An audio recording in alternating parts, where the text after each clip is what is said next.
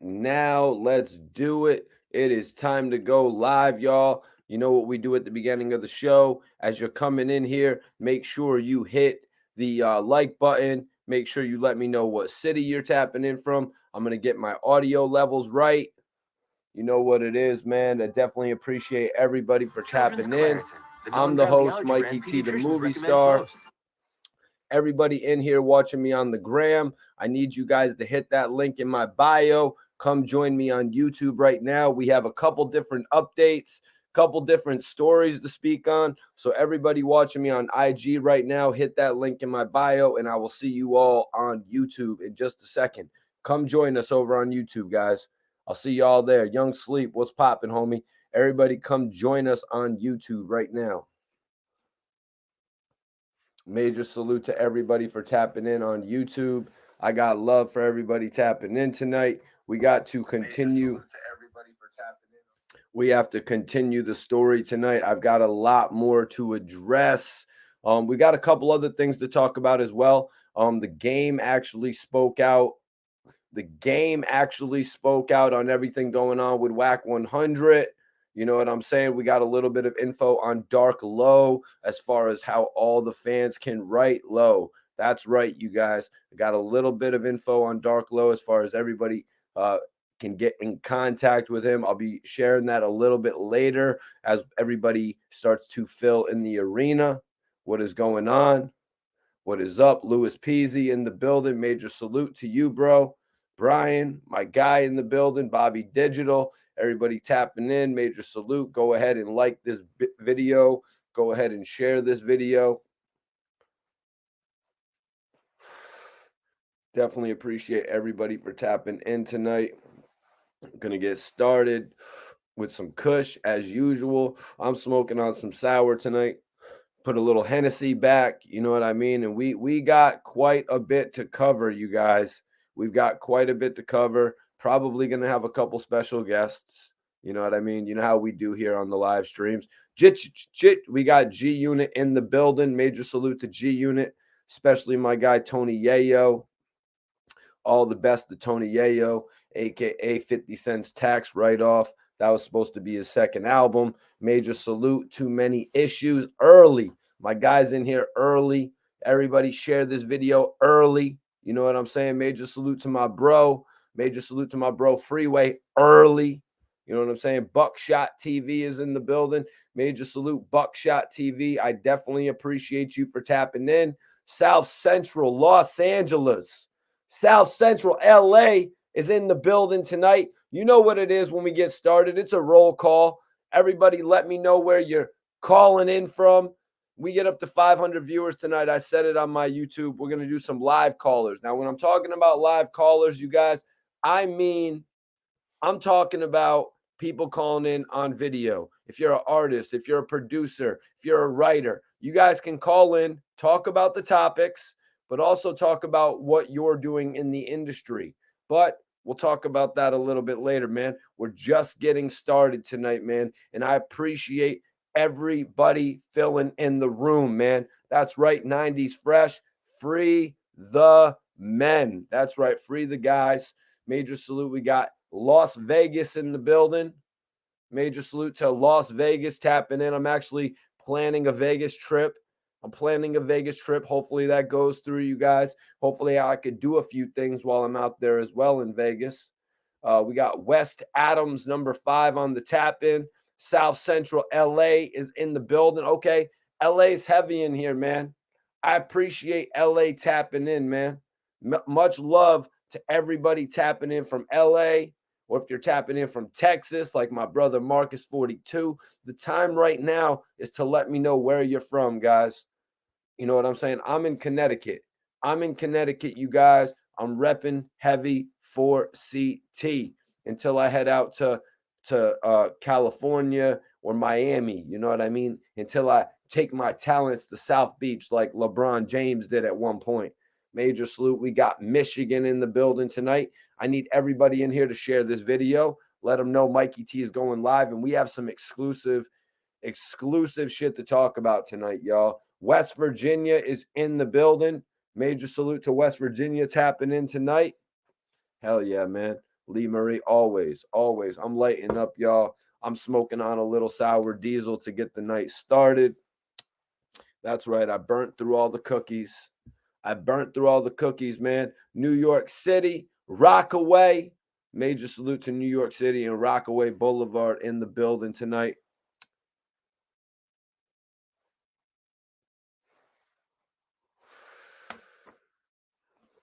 Rockaway Boulevard's in the building. We got Buffalo, New York in the building. We got Boston, Massachusetts in the building.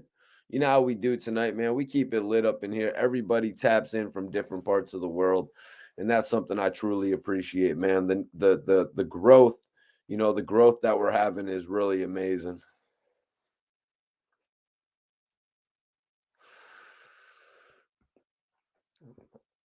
Hell yeah, Lawrence, Mass is in the building. Lawrence, Mass is in the building. Major salute to Massachusetts in general, Boston, Lawrence, Cambridge, all the different cities out there in Mass, man. Buffalo, New York. We got a bunch of different people from Buffalo, New York tapping in. Whole bunch of different shit to talk about, man. A whole bunch of different information to really unpack in regards to this situation with Hassan Campbell and Akademiks. You know what I mean? They actually had quite the conversation a few days back.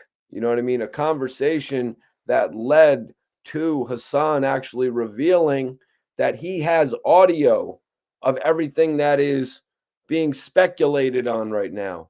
All the information that Wack 100 is talking about on Clubhouse. Wack 100 is actually on audio with Hassan Campbell actually repeating all this information, basically calling Nip an informant, you guys. We're going to get into it all tonight. Boston, Massachusetts. Salute to Boston, Massachusetts, man.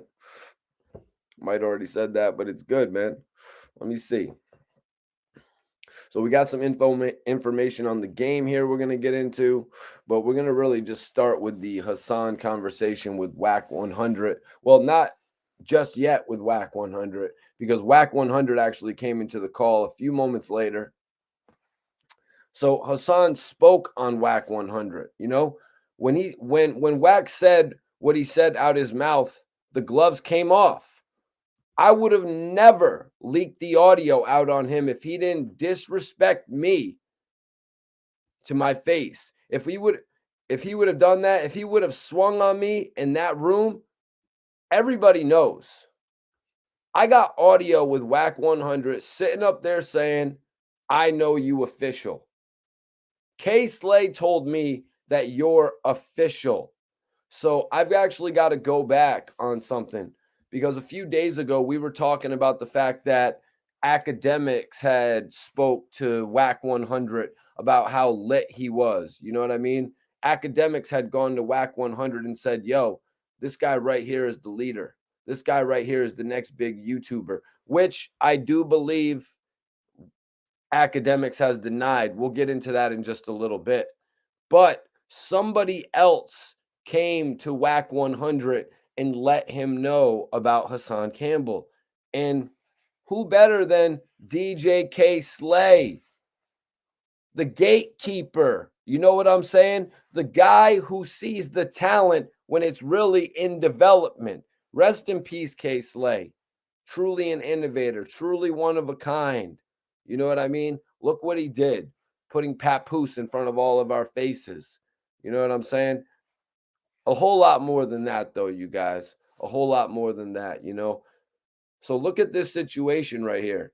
You know, it actually turns out that K Slay is one of the first people that pointed Wack 100 in the direction of Hassan Campbell. And that says to me, you know what I mean? Now you've got two major cosigns. Two major cosigns are coming into Wack 100 about Hassan Campbell. So he's got a lot of clout. He's got a lot of you know what I mean? He's got a lot of pull when it comes to having a relationship with you. You're thinking about him a lot because of the fact that two of these main people in your life, you know, K Slay helped him on the early on, Akademiks currently helping him, and they're both co-signing this guy as the future of what we do. You know, it says a lot to me. What up, No Limit? Appreciate you, man. What's popping with you, man? Major salute to everybody tapping in tonight. We're really just getting started.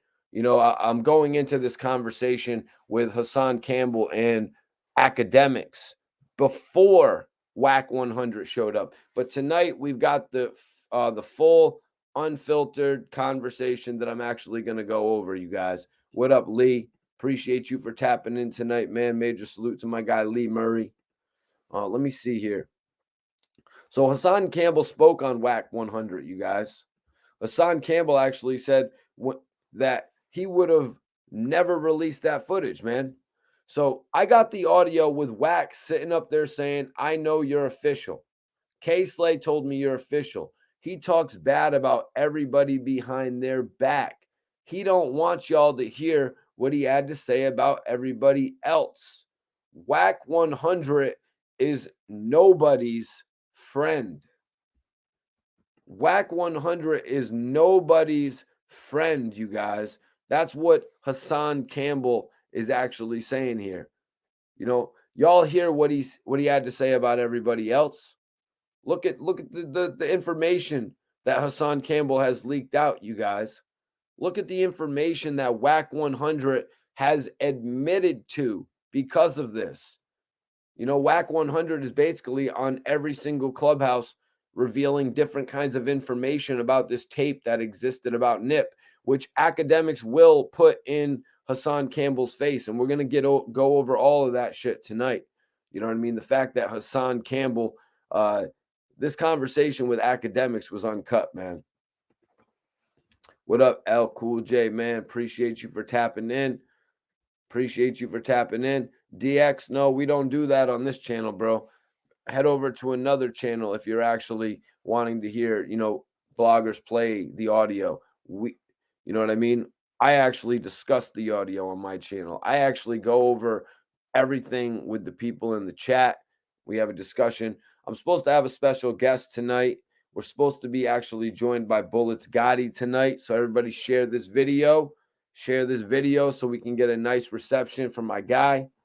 Let me see. Bobby Digital said that Taxstone actually had some words for Wack. Taxstone said that Wack was a snake over 3 months ago. Damn, Bobby. Bobby keeps his ears to the street. You know what I mean? Taxstone actually just made an appearance on Gilly and Wallow's podcast, $1 million worth of game. Taxstone, one of the original G's, you know what I mean? Taxstone, one of the original innovators of the blog scene. So you got to think he's going to have a thing or two to say about some of the current people involved. Now, we'll get into a little bit more of Gilly's podcast with Taxstone shortly, you guys. It seems to me that Gilly is still in the swing of things. You know what I mean? He had some funny ass comments in that new interview, you guys. Hell yeah, Josh. I appreciate you, man. And major salute to Tampa. Need y'all to share this video right now. Let's go. Everybody in here, share this video. We're just getting started. The hottest blogger is back at it again tonight. Sleep or no sleep, we blogging. You know what I'm saying? Y'all know what I'm saying. Y'all know what I'm talking about. Appreciate everybody for dropping comments on that new piece of my interview with Bazaar as well. Major love for everybody doing that.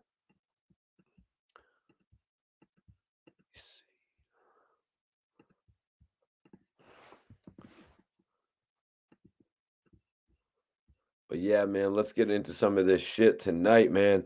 We got to talk about my bro. We got to talk about the bro Dark Low. A.R.Rab's close associate from OBH. Everybody knows about that relationship right there. Everybody knows how their relationship actually came together because I actually had it addressed in an exclusive interview. You know what I mean? I actually did an interview with both of them literally at the same time. Like I had done an interview with both Dark Low and A.R.Rab the same day, and I pretty much knew what I was going to do with it. You know what I mean? I was like, yo, I'm going to do this one portion of the interview where I ask each of them about having the opportunity to meet one another. So I figured that I could get the story and then actually merge it together into one official clip. You know what I mean? So I did that and it actually turned out great. They actually both had the same story. And you know what I mean? And it totally flowed together. A really crazy story that y'all should check out if you haven't seen it. What up, capital third letter C? Major appreciation for you tapping in tonight. Hell yeah, man. But for everybody tapping in and wondering what's going on with Dark Low, I have some information on Dark Low, you guys. I reached out and I said, a lot of the fans are wondering how can they get in contact with Dark Low. I know a lot of you guys are actually wondering that. I'm actually going to post right now Dark Low's information so you guys can write Dark Low, y'all. If anybody has wanted to write Dark Low over the last few months, I haven't had the information. A few months back, I found out where he had been sent, you know what I mean, to serve out his time. It's actually in Massachusetts. So I found out that information, but I still didn't have the exact info to actually write Low. A lot of people have been reaching out to me like, yo, Mikey T, what's the situation with getting in touch with Dark Low? We've really been waiting for an ARAB update on Dark Low. Now, I don't have much of an update on ARAB other than his texting device that I had. But we might have to get into that in another stream. But the information I have for you guys right now about Dark Low is actually the ability to write him. So I'm actually going to pin this information. I'm actually going to pin this information up for everybody who needs it because I know a lot of people out there have been hitting me up and saying, yo, Mikey T, how can we get a hold of Dark Low? How can we send him some letters? How can we, just get in contact with him in general? Major salute to everybody for tapping in. Team League Dutch. Major salute. Major salute. Major salute to everybody for tapping in. Appreciate it. And I've got the information to actually write Dark Low. Yeah, man. Yeah, Zay. What up, Zay? Appreciate you for tapping in. Vidon is actually a really good dude. I've been in touch with him through the DM. You know what I'm saying? I've been in touch with Vidon through the DM, but really nothing more than that. I would like to do an exclusive interview with Vidon. You know what I'm saying? Vidon is a real one. You know what I mean? And he's got some really good beats. Facts, Lee. Appreciate you, Lee. You the man, Lee. Appreciate everybody for tapping in. If you're just tapping in and you're wondering what's going on with AR Rab's artist Dark Low, if you're wondering what's going on with one of AR Rab's closest affiliates, Dark Low, I've actually got the information to write Dark Low pinned up in the chat. So anybody who has been looking for that information, anybody who has been wondering how can I get in contact with Dark Low, what's going on with the homie Dark Low, I've got that information up for you. I've been having a lot of messages sent to me, you know what I'm saying? And I just didn't want to assume the way to write Dark Low. You know what I mean? You can go on the websites and you can look at all the information and you can see some shit, you know what I mean? But I didn't want to give anybody the wrong information. So they had letters sent out. So everybody tuning in, we just got over 100 people in here. Share this video, everybody. Make sure you share this video, everybody in here, because we got to spread the word on all this shit. Wack 100 was brought into a conversation with Hassan Campbell, but before Wack 100 was brought in, Akademiks got a lot of information out of Hassan that we're going to be going over tonight. Hassan confirmed to Akademiks that he had audio of Wack 100 actually saying that Nipsey is a rat. All of this shit where Wack 100 said, I co signed it, I definitely repeated it. Nipsey Hussle. The situation with Nipsey Hussle is serious right now, you guys. There's a lot of hearsay going on. There's a lot of allegedlys going on. You know what I mean? Hassan Campbell says he's doing this for the fans of Nipsey Hussle. Let's be clear about that. Let's be 100% clear about that. That's why Hassan says he's doing this. He says he's doing this for the fans of Nipsey Hussle, you guys. So if anybody else wants to flip the narrative, you know what I mean? Hassan is putting it out there why he's doing this. So let's be all clear about that. Buckshot TV says free the guys. Anybody in here wondering how can I write Dark Low? Mikey T, I've been wondering how do I get a hold of A.R.Rab's homie? How do I get a hold of A.R.Rab's top artist in the game? So this is the update for you guys. For all of A.R.Rab's fans wondering how do you get in contact with his right-hand man? Dark Low's information is pinned up, you guys. He's currently locked up in Massachusetts. I didn't want to assume that it was going to be the same protocol as A.R.Rab, you know what I mean, with the writing as far as the name and the number. But you've got the name and you've got the number, the registration number or whatever it is up there. So you can simply just attach it to the address and you can write Dark Low, you guys. I want everybody to write Low. I actually did an interview with Low where I asked him about fan mail. I might have to repost that part of the interview because fan mail, my brother Iceberg was telling me, fan mail is so important in this shit. The fact that Dark Low knows that there is brighter days ahead, the fact that he knows that people are actually concerned with what he has going on in this life, you know what I mean? That means something, you guys. And obviously it does because I have everybody hitting me up on my DM on the gram. Mikey T, respect to you for what you're doing. Can you give me the information to write Ab? Can you give me the information to write Dark Low? That's why I'm doing this portion of the video right now, because there's a lot of people reaching out to me for that, man. Major salute. I need everybody to share this video. Toronto's in the building. You're not that late, bro. I'm just right now on the introduction. We started to tap in of a little bit of the Hassan and Wack 100 incident. You know, there's an interview right now that Akademiks did, not an official off the record podcast, you know what I mean? But it's just a pretty much a Zoom conversation that they had that was leaked out there, probably purposely leaked out, you know what I mean, in relation to everything that's going on. What up, what up, what up, what up? Appreciate y'all, man.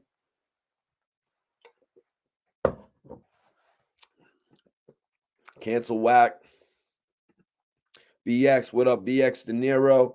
Appreciate you for tuning in, man. Major love for you for tuning in tonight. Definitely appreciate everybody tuning in tonight, man.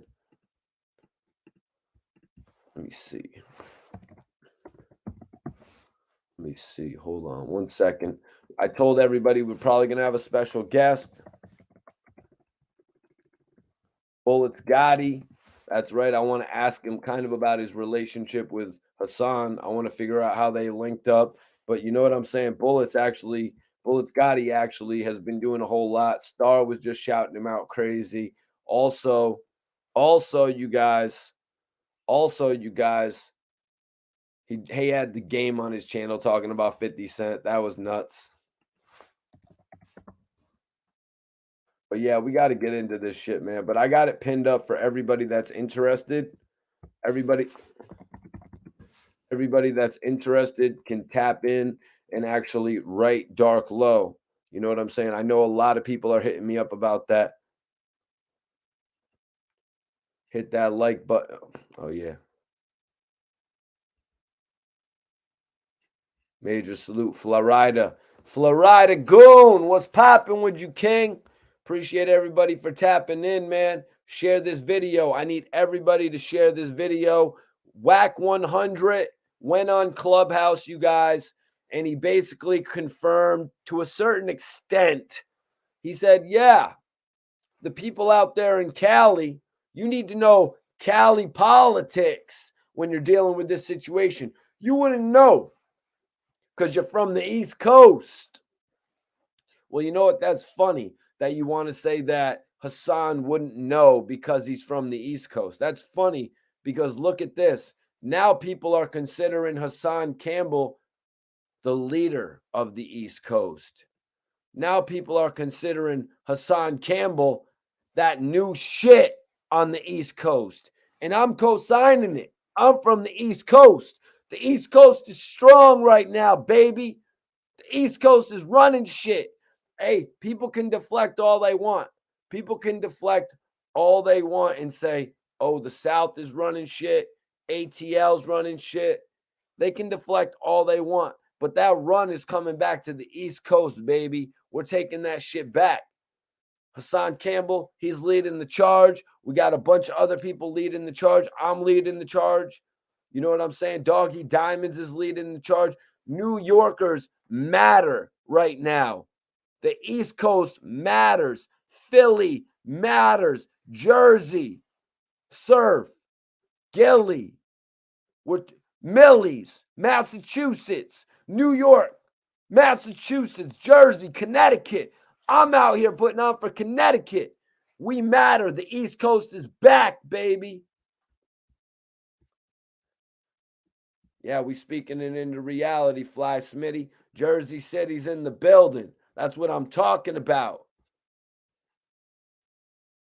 Everybody, I got the link up. If you guys want to write Dark Low, it's pinned up right now, you guys. Major salute to everybody that's tapping in tonight. You know, we got some shit to talk about, but y'all can write Dark Low. I've got his inmate number, the registration number, whatever that is. You need that number. Whenever you're writing somebody, you need that number, you guys. So I put it up for y'all so you guys have that shit. All the information is right there. You guys can write Dark Low. Hopefully y'all write him soon and you're going to get a letter back. I know you're going to get a letter back, but that shit takes a little bit of time because, you know, I was actually texting back and forth. With Ab on a, you know, the feds have the texting devices and shit like that. It actually makes it really easy. But I had Dark Low's texting number and all that, but Low and me were just writing each other back and forth. I got a couple of the letters over there in my cabinet and shit like that. But there's videos of me actually reading them in the past. A lot of you probably are just tuning in. And if you are, make sure you subscribe to the channel so you don't miss any of these videos. You know what I mean? I cover a variety of topics. It just so happens that right now, the hottest topic in the game is what happened with Hassan and Wack 100 on Akademiks podcast. Even Akademiks said this is pretty much like the sequel getting better than being bigger than the original. You know what I mean? You can't really think of too many sequels that were bigger than the original, man. What up, Florida? Appreciate you for tapping in. Studio Trap Sounds tapping in from Massachusetts. I need everybody to share this video. Let's go. Share this video, you guys. Y'all got the power. The power is in y'all hands because you guys are the fans. You guys are the supporters. You guys are the people of hip hop. You know what I mean? Never mind all that other shit. You guys are the people of hip hop. What you guys say goes. It ain't just what I say, it's what y'all say. Mikey T, what up to the Philly Bikers? What up to the Philly Bikers? East Coast for life, baby. We doing this shit. Major salute to the Philly Bikers. I appreciate you for tapping in consistently. Let them know that I got much love for them. Let them know they can put this shit on their bike audio and they can listen to me while they're cruising. You know what I'm saying? While they're cruising across, you know what I'm saying? When they're taking them trips and shit, they can put Mikey T on and just cruise for an hour and vibe. You know what I mean? That's the importance of my live podcast. Wherever you are, this is a legitimate tranquil experience for you. Even though I'm going off and sounding off half the time, it's a tranquil experience. You know what I mean? We do some lit shit on this channel, and I definitely appreciate everybody for checking out the interview with Bizarre that I did. Yeah, I had a little bit of the Henny tonight. Your boy's a little glazed over. You damn right. It's only right, man. Soon enough, I'm going to have that Douce. I'm going to have it on the show. I'm going to be popping the Douce, and it's going to be a regular basis thing. But right now, I need everybody to share this video because we've got some shit to talk about. Everybody who taps in from here on out, I've got Dark Low's information up. Send my brother Low some fan mail. Get him out there with some mail just so y'all can let him know what's up out here. Stay in contact with Low, man. I'm about to send him out a letter tomorrow. So let's get into this shit, man. Hassan said he is foul, and obviously Hassan is referring to Wack 100. He is foul. He is telling everyone that Nipsey Hussle was a informant. He was a rat. Wait for the rest of the audio. Nipsey was a rat. That's what he's trying to say. Nipsey was a rat. Akademiks had to listen to Hassan Campbell speak his piece. This is what Hassan is saying. He's saying he's got the audio. So even if Wack 100 wants to go on Clubhouse and Wack 100 wants to say he was just agreeing with what other people did, the fact of the matter is Hassan is alleging that he has audio content. Hassan went as far as to bet $500,000. I think it was $500,000, right, you guys? Major salute, Trill One. Appreciate you, Trill One, bro. Trill One, major salute. We got 200 people in the building right now. 200 people in the building. Let's go. Share this video, everybody. Let everybody know the livest YouTuber is here tonight. We're going to make so much noise on this channel, you guys, that Hassan Campbell has no choice but to come here. We're going to make so much noise on this channel that every hip-hop legend has no choice but to come here, you guys. And we're doing it all because of you. Don't be scared to share this video. Don't be scared to share this video with all your friends on Facebook, all your friends on Twitter, all your friends on Instagram. Let them know you're listening to a blogger that makes a difference. Major salute to Trill One for that $1.99 super chat. That is love, bro. That is love, bro. Appreciate you, man. 200, baby. 207, baby. Yo. Milk, tap in, bro. I've been doing this shit since like 2009, my guy.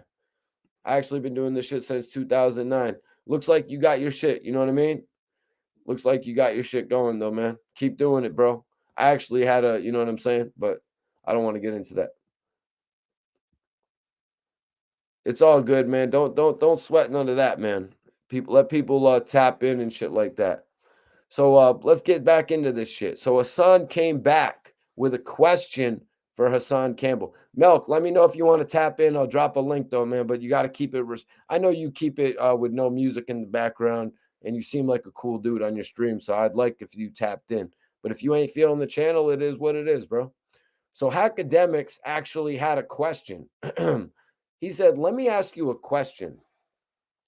I talked to Wack about this. This is where he said, your information isn't correct." He said the alleged tape, you see what I'm saying, Melk? I could actually get your take on this shit. I think it would be interesting. I think we would entertain the people if we spoke on this shit together. So Akademiks came back and he said, let me ask you a question, right? I talked to Wack about this. This is where he said, your information isn't correct. He said the alleged tape only came out after Nipsey died. So it's impossible that anybody could have used that to extort Nipsey. Look at Akademiks, you guys. He's putting that shit all out on the table right there. He's putting that shit on the table right there, you guys. He's putting it on the table that Wack had actually already told him.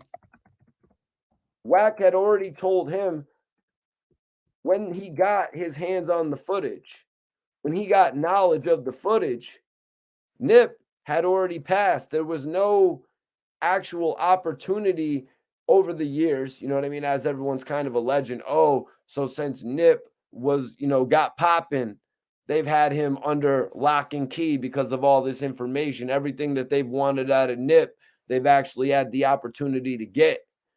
Yo, Keita, appreciate you. Keita Trotter, $1.99 super chat. That's love. Major salute. And also another one from Jeremy Xavier, the Jeremy Xavier collection. Guys, be sure to send in a question. You know what I mean? If you want to send in a question or if you got something that you want me to shout out when you send in a super chat, man, it all makes a difference. We got 250 people in here, so be sure to share this video, man. We got a lot to talk about tonight. I've got the information to write Dark Low pinned up. If anybody actually wants to write Dark Low, which I assume a lot of you do because I get DMs about it every single day. I get DMs about it every single day, you guys. You know, the information is up there, you guys. I know there's a lot of fans of Dark Low. I really saw the growth in Dark Low's, fandom and shit like that. Major salute to everybody for tapping in. Like, share, subscribe. If you haven't subscribed to the channel, make sure you're subscribed, you guys. I'm just letting you know right now. Make sure you're subscribed to the channel. You don't want to miss anything I'm doing over here. I could just go off the wall like that, start going into a spaz session. You know what I mean? You know what I'm saying?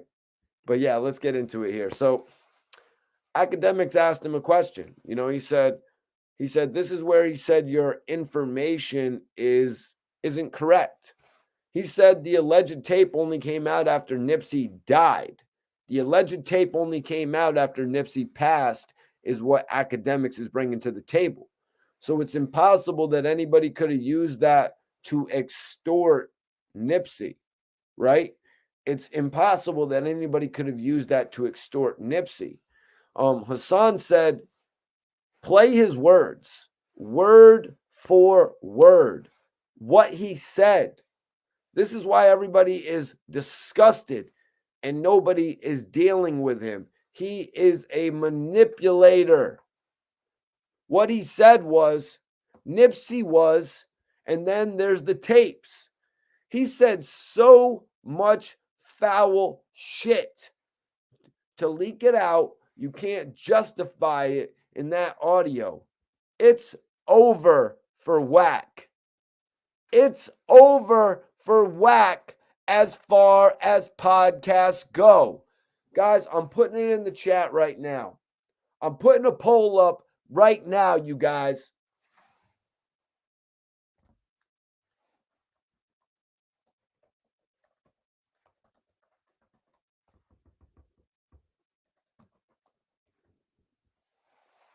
I'm putting up a poll right now, you guys, and make sure you share this video. Hassan Campbell said, it's over for Wack. As far as podcasts go, ain't nobody going to sit down with Wack no more. His career is over. These are the words from Hassan Campbell, you guys. Share this video. Let's go. I'm lighting up. We got 264 people in here. Let's get it up to 300. I want 300 in here. You guys know why I want 300 in here, or Iceberg knows why I want 300 people in here. Share this video, you guys. I guess the homie doesn't want to tap in. You know what I'm saying? The CT to Cali connection could be real, but I guess he doesn't want to tap in. Smash that like button, man. Major salute to everybody for tapping in. Vote in the poll right now, you guys. I need everybody to vote in the poll.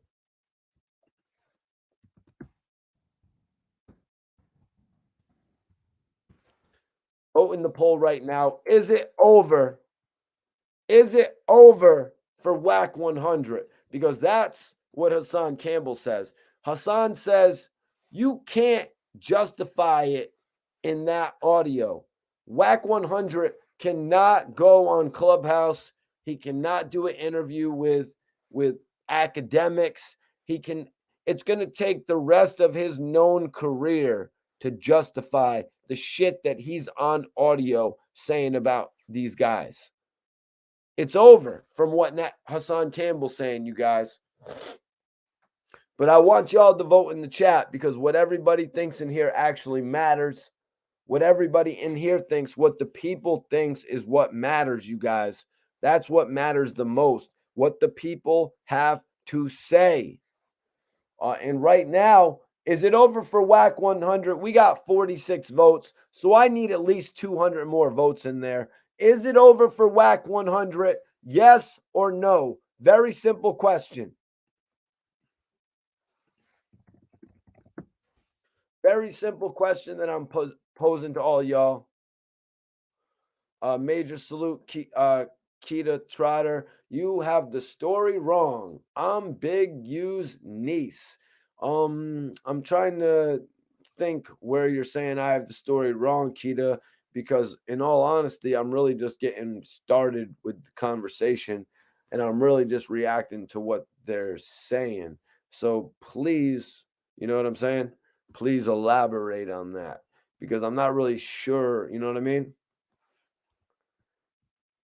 Well, Iceberg, in all honesty, he does not have more subs than me because I have another YouTube channel with 15,000 subs on it. So in reality, I have like 80,000 subs, but that's neither here nor there.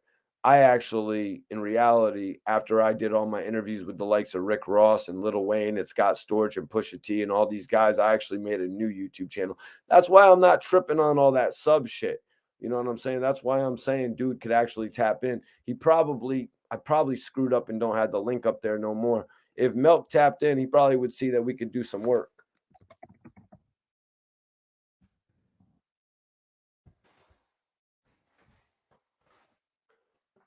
So let's get into this, guys. Hassan said, play his words, word for word, what he said. This is why everybody is disgusted and nobody is dealing with him. He is a manipulator. This is pretty much what a lot of people in the music industry say. You know what I mean? They kind of say that because of the way that he linked up with a Ray J, because of the way that he linked up with the game. You know what I mean? Because of the way that he linked up with these guys, people were kind of questioning it. It's like, okay, Ray J had a career before you came in. Okay, the game had a career before you came in. I'm failing to understand where you actually played a part. You know what I mean? It kind of seems like you just sort of nudged yourself in, like that time I was with Flo Rida and we all walked into the Live nightclub together. Was I really with Strong Arm that night? I mean, I've been to their studio a bunch of times, so you're damn right I was walking in to live with them that night. You know what I'm saying? It kind of seems like a situation like that to me. You got to be able to laugh at yourself. You know what I mean? You got to be able to take the good with the bad. You can't always just want to be the guy that's at the top of the mountain. You know what I mean? Who's numero uno. Hassan goes on to explain that when they shot the podcast together, Wack could not help but try to put himself on the higher echelon, the upper echelon, I guess you would call it. I need everybody to share this video. We got 300 people in here. I need y'all to share this video right now. I guarantee you we get 500 people in here. I'm taking live callers, you guys. I'm taking live callers. I'm trying to get my dog to come into the live tonight who actually has a cookie strand. You know, he did a cookie strand that's actually at Burner's laboratory and shit. You know what I'm saying? But yeah, man, we got some shit to talk about, man. We got some shit to talk about here, man. Uh, Hassan said he's a manipulator. What he said was, what he said was, so much foul shit to leak out. You can't justify it in that audio. It's over for Wack as far as a podcast go. Ain't nobody gonna sit down with Wack no more. His career is over. And that's why I want everybody to vote in the poll right now. Do you guys agree? Do you guys agree with Hassan? Is it over for Wack 100? Vote in the poll right now, y'all. His career is over. It's over for Wack as far as podcasts go. Ain't nobody gonna sit down with Wack no more. His career is over with nobody's. Nobody is gonna trust him. Nobody is going to trust him after what he just did and what he said out of his mouth. He can't clean that up. I would love to hear what Big U had to say when he heard Wack 100 had me on a conversation on a three-way. The funny part about it is he called me back because after a while I hung up the phone. As you guys, some of you guys might remember if you tapped in a few days ago, Hassan said he hung up the call after a certain amount of time. He was actually disgusted listening to this conversation. He actually was disgusted listening to this conversation, the alleged conversation. Wack 100 obviously says it was not Big U on the phone, you guys. Wack 100 denies that it was Big U on the phone.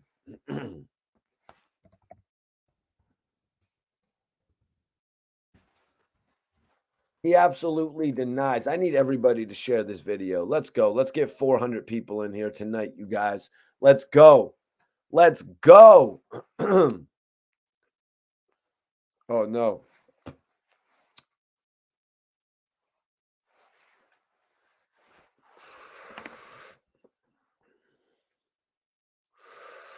Appreciate y'all. Appreciate y'all for tapping in to the hottest blogger in the game. The most unpredictable blogger in the game. Y'all like Mikey T ain't predictable. He's certainly not predictable. What's up, yo? We got a lot to cover, though, tonight. I definitely appreciate everybody for tapping in. You know what I'm saying? Hassan went off on Wack when he had this interview or this conversation, whatever you want to consider it, with Akademiks. Hassan said he is foul. He is telling everybody that Nipsey Hussle was an informant. He was a rat. Ooh. Wait for the rest of the audio. Wait for the rest of the audio. Nipsey was a rat. That's what he was trying to say. Nipsey was a rat. This is all from Hassan Campbell. This is Hassan Campbell basically putting the end to this. Because Wack 100 went on a Clubhouse a few days ago. He went on a Clubhouse a few days ago. We did a video about it. We talked about how Wack 100 co-signed the fact that he said Nipsey was a rat. Wack 100 went on Clubhouse and said, we might get into it a little bit later. He went on Clubhouse and said, I've repeated it. Everybody's heard it. These are things that Wack said. And that's why Hassan is putting it out there that there's audio. There's actually audio out there. Different audio to what Wack 100 is saying in his clips. Wack 100 is saying, oh, I agreed with it. I supported it. I repeated it. No, you are apparently, allegedly on a conversation with the number one blogger in the country. The number one independent blogger in the country. That's Hassan Campbell. You're on a conversation with him saying it. That's a bit of a different story if you ask me. I appreciate everybody for sharing this video. We just tipped 400 people in here. We just tipped 400 people in here. Appreciate everybody for sharing this video. Appreciate everybody for tapping in. Definitely appreciate everybody for tapping in tonight.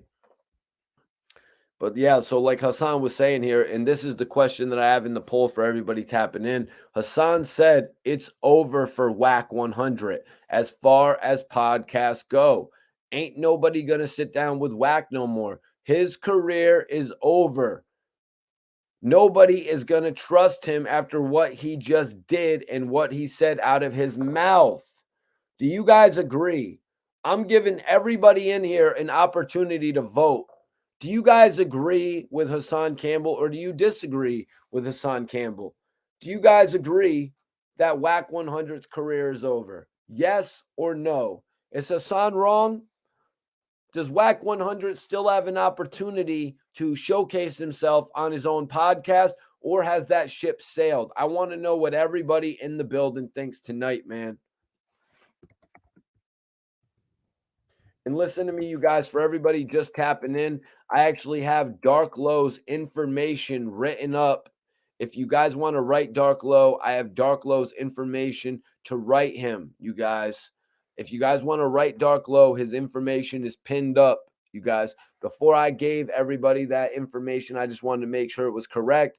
I actually got a DM from Dark Low with the info. I was like, yo, the fans have been asking me, how do they get in contact with Low? How do they write him? Is there an actual address at this point? And there is, you guys, for everybody that's been asking, and that's pinned right now. Um, Ghost. Ghost says Hassan might have heard his own little YouTube platform. First of all, it's not little, bro. Ghost, I think he's helped it. You know, Hassan actually explained. We're gonna get into it in a few minutes, but Hassan and Academics both agreed. They both agreed that this altercation that's going on right now, these storylines that are picking up right now are actually bigger than the actual podcast. So they have gone to a whole nother level. In Academics' words, the podcast grew legs. Yeah, I'm sure. I'm sure. You know what I mean? I'm sure it did. And I'm sure they love to say that it did. You know what I mean? When you got a podcast that outlives its original offering, when it actually is going on to be effective the next day and the day after that and the third and fourth day, you know what I mean? That's something to say. You know what I mean? That shows you right there how major all of these guys involved are. Major salute to Massachusetts. Much respect. My guy Kill Bill said, much respect from Massachusetts, Mikey T. You're a stand-up guy. Much love and respect, homie. Definitely appreciate everybody for tapping in tonight. Subscribe to my channel. If you're not subscribed, subscribe right now, you guys. Make sure you guys subscribe to the channel right now. If you're not, I definitely appreciate everybody tapping in. Actually, I got to send this video to Compton Menace. That's my bro right there.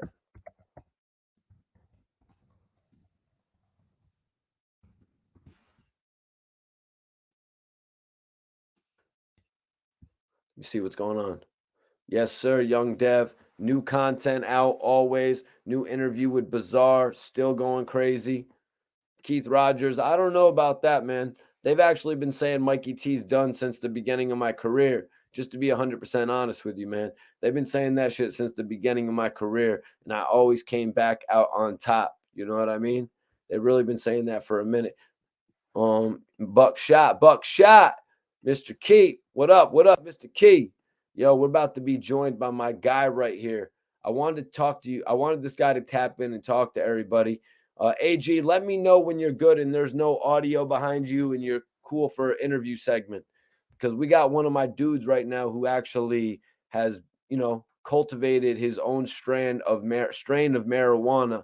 He actually's got this marijuana in stale for stores and all the cookie stores and shit like that. I'm hoping he can get it over here in the Connecticut or the Massachusetts cookie stores. Appreciate the info to Right Dark Low. Major salute to Hood Floor Seats. I need everybody to share this video. We're actually about to be joined by somebody with I believe, an official cookie strand, but I'm going to get that info from him in a minute. He actually worked with Burner all the way back in the day and shit like that. He's from the Bay. Showed me a lot of love early on. But let me see right here. Axe said that Big U kind of responded, because let me get back into it right here. His career is over with.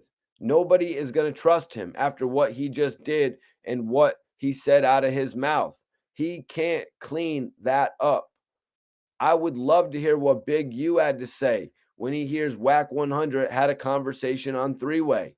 The funny part about it is he called me back because after a while, I hung up the phone. Axe said Big U did kind of respond. He put up a message and said, I'm in the month of Ramadan. You can't save what don't need to be saved. Now, the relationship of Big U and Wack 100 isn't really one that I know about, but the fact that Akademiks said that, you know what I mean? He's just being upfront and real with Hassan Campbell in every aspect of this conversation. I think my dude AG is good to go though. Let me bring him in here. AG, Yeah. What's good, Mikey popping, T, the bro. movie star, man? What's good? What's popping with you, AG? Appreciate you for tapping in. You're in the Bay right now, right? Yes, sir, man. I'm in the Bay Area, man. You feel me? Northern California. We out here. What's going AG, down? man, I want you to tell me a little bit about your strain, man. Tell everybody about the strain, what it's called, what the company's called, and all that. I seen you Yeah. doing some collabs with cookies or something. Yeah, man. You know, when we first dropped, we was dropping all exclusively in the cookies. Now we in Steezy's, we in the you know, we up and down California pretty much, bro. So, you know, I'm trying to find a bag so you can see it. So yeah, man, you know, we just dropped right now 2 new strains. So, AG, I know you had a bit of a relationship with Burner. Can you hear me, AG? Our 2 new strains called Uvas. And let me show you. This is our bags, the Uvas, the paleta bags. You feel me? Taste these treats, and we just dropped the A maracuya. really dope bag, AG. I wanted to. How do you pronounce that? Maracuya, that's like, it means passion fruit. It's like that's how you say it, like with the Brazilians. You feel me? But that's so these are the new strains that just dropped in stores. You feel me? We rock with Lifted Farms and Modesto. So, you know, we've been in the legal market now for about like 2 years, a little more than 2 years now. You know what I'm saying? I've been in the traditional market since I was a little kid. Me and Mikey used to run around Miami selling weed and shit too. Rolling Uwops. You feel me? No, I Hell always yeah. talk about on the channel about how we would always go to TGI Fridays to start off our day and shit like that. You remember that shit? Hell yeah, getting the ribs. Hell yeah. You would always get the blue moon. I would always get the steak with the potatoes and shit. Hell yeah.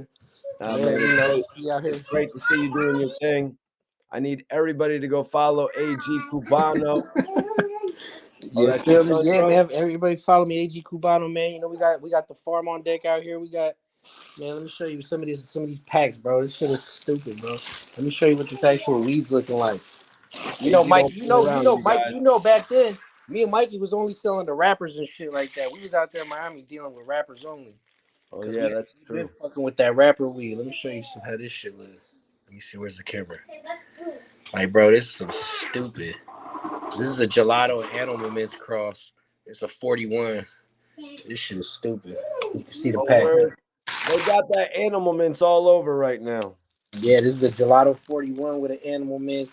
This is what actually is what the Uvas is. It's in our Uvas bag. So you feel me? It's a new Seed Junkie Genetics. They do a lot of the cookie shit, a lot of other shit. So you know we've been tapped in, bro. Over here on the legal market now. We selling weed in stores. So, yo, AG, man, let me ask you real quick. Like you had a bit of a relationship with Burner, early on coming up out of the Bay doing music. But how did Burner feel when he saw you getting into the marijuana game like that? Man, he really blessed us and really like he really gave me that go ahead. Like, you know what I'm saying? This is one of our you can see one of our promos. Like when we did the cookies thing. You know what I'm saying? So like when we dropped, we were exclusively in the cookie stores, and he loved our graphics and shit like that. Like our first drop here, let me grab this little poster. You can see our first promo poster was our Fidel OG, and his response was he fucking loved it. So he was just like, bro, run that shit. You feel me?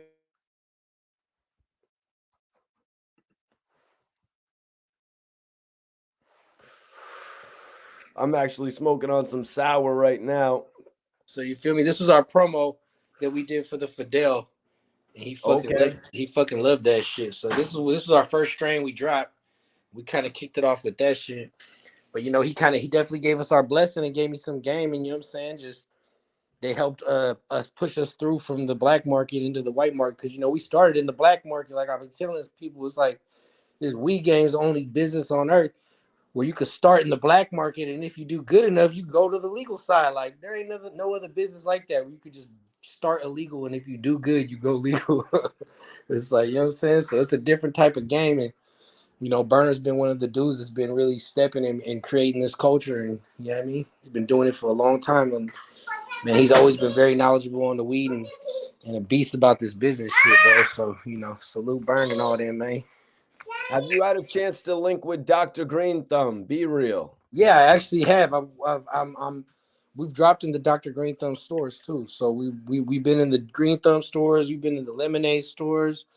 We've been in a lot of these different stores out here. And yeah, we did a little promo with him. He was helping us do some promo when we dropped with them last time.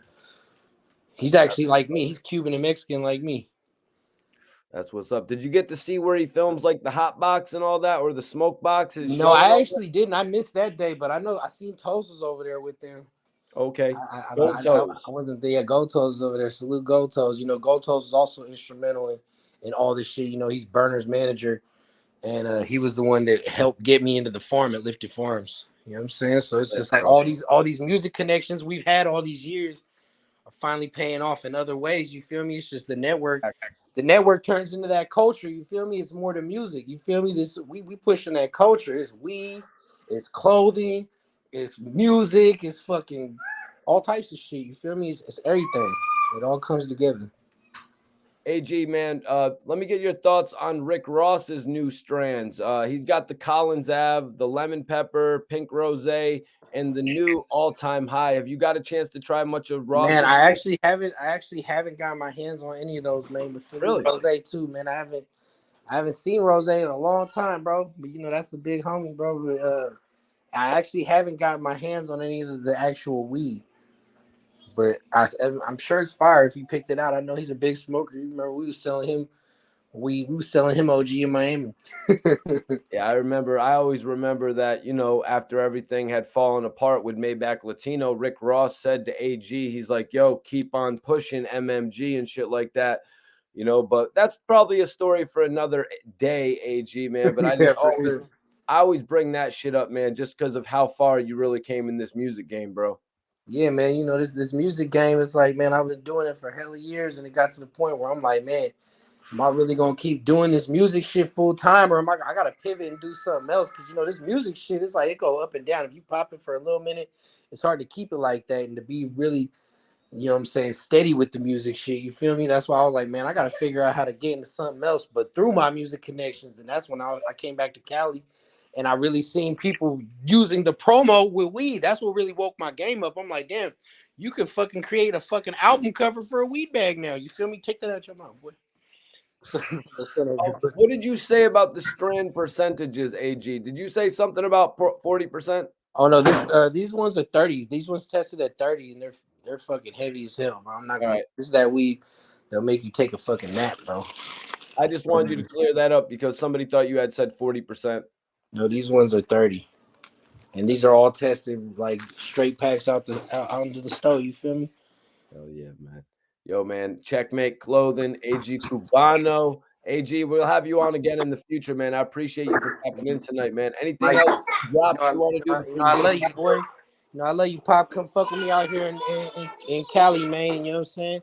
Everyone, go check out that weed, man, and tap in with me. If we get it popping everywhere with it. So the farm makes moves. Tap in with me if you guys trying to do some business. You guys want to see what this menu's looking like at the farm. We got 100 pounds dropping every week.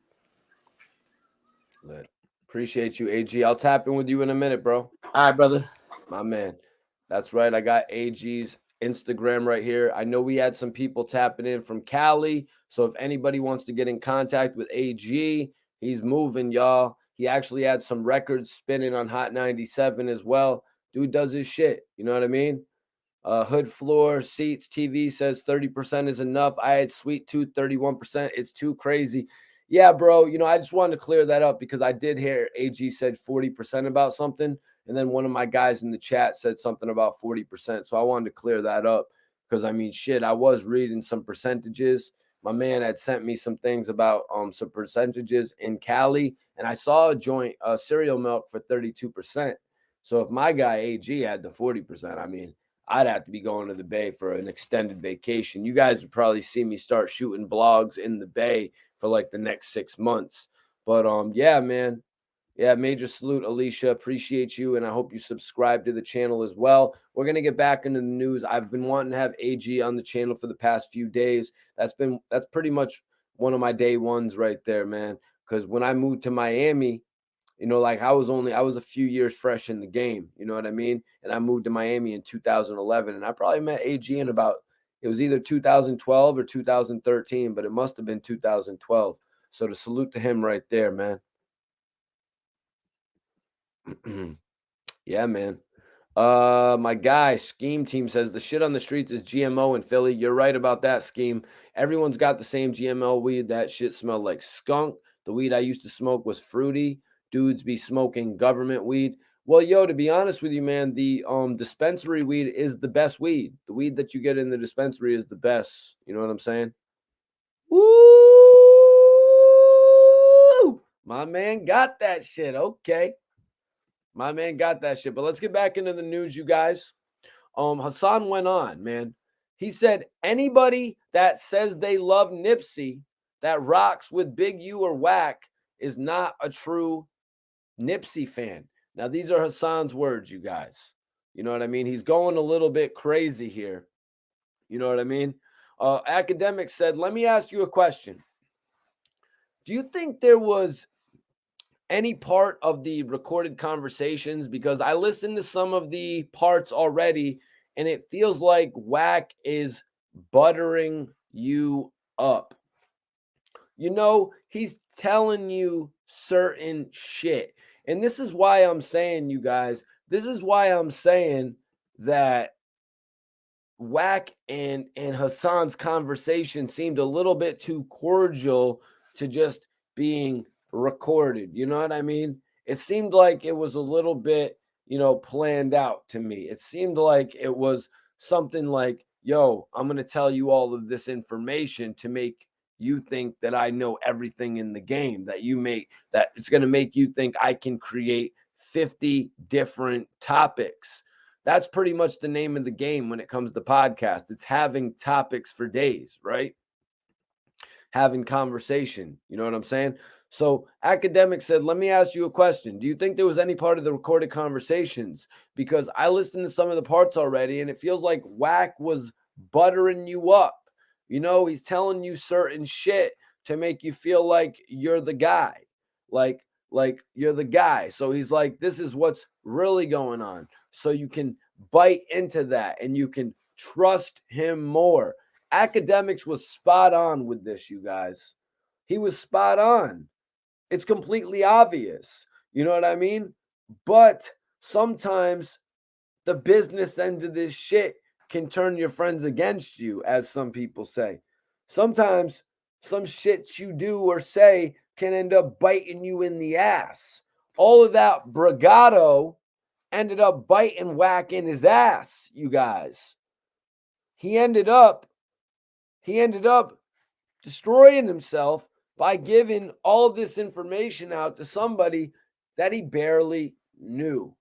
Now, when we talk about the fact that he barely knew Hassan, let's remember Hassan came to him with overwhelming recommendation. Hassan came to Wack with recommendation from DJ K Slay. I need everybody to share this video. Let's go. Share this video. Let's go. Share this video, you guys. Wack 100 was recommended Hassan by two of the most significant people in the industry. You know what I'm saying? In each of their ways. Wack 100 was recommended Hassan Campbell. That's why he sort of went to it like it was like a job interview or something like that, where he's telling Hassan all of his credentials. He's telling him every little thing about himself. He's like, yo, you can use this and you can use that. And then I did that. Plus, I did that. Wack 100 was listing off every single topic that Hassan Campbell could use. Wack 100 went as far to allegedly put Big U get on the phone with Big U. Who knows? You know what I mean? This could have happened. Maybe it was the first conversation in that 16 months that Wack was talking about. Hassan was disgusted. I'll tell you something, guys. I've been a part of those calls before. I've been a part of those calls. And they're disgusting to be a part of, man. You never really want to hear somebody like doing that on the phone, man. It's kind of annoying. You know what I'm saying? It's kind of annoying to actually hear people doing that on the phone, actually putting people down that they know. It's like, bro, you're trying to get me on the phone with this dude. You're trying to get me on the phone and hearing you talk to this dude just because he won't lend you $20. Like, bro, I got better shit to do with my time than listen to how your friend won't lend you $20. You know what I mean? It's whack shit that goes on out there. And that's why I kind of respect Hassan for not kind of, I respect Hassan for hanging up that phone, for not wanting to be a part of that conversation. It was just a little bit too much. It disgusted him. It kind of disgusted him, man. Um, so Hassan said, where I came from, and this was to the thing, so you can bite into that and you can trust him more. Hassan responded to that. Hassan said, where I come from, we call that snakes. I realize, Ak, that you don't have a street brain, but if you pay attention to what's going on the internet, it's over for Wack. Hassan said, if you pay attention to what's going on the internet, it is over for Wack. Vote in the poll, you guys, if you haven't. I want everybody to vote in the poll if you have not. Is Hassan right? Is it over for Wack 100? I want to know. I want everybody to vote in the poll right now. We got 266 votes. It looks like we got room for a few more. I want to know, you guys, is it over for is it over for Wack 100 after Hassan Campbell said that shit, man?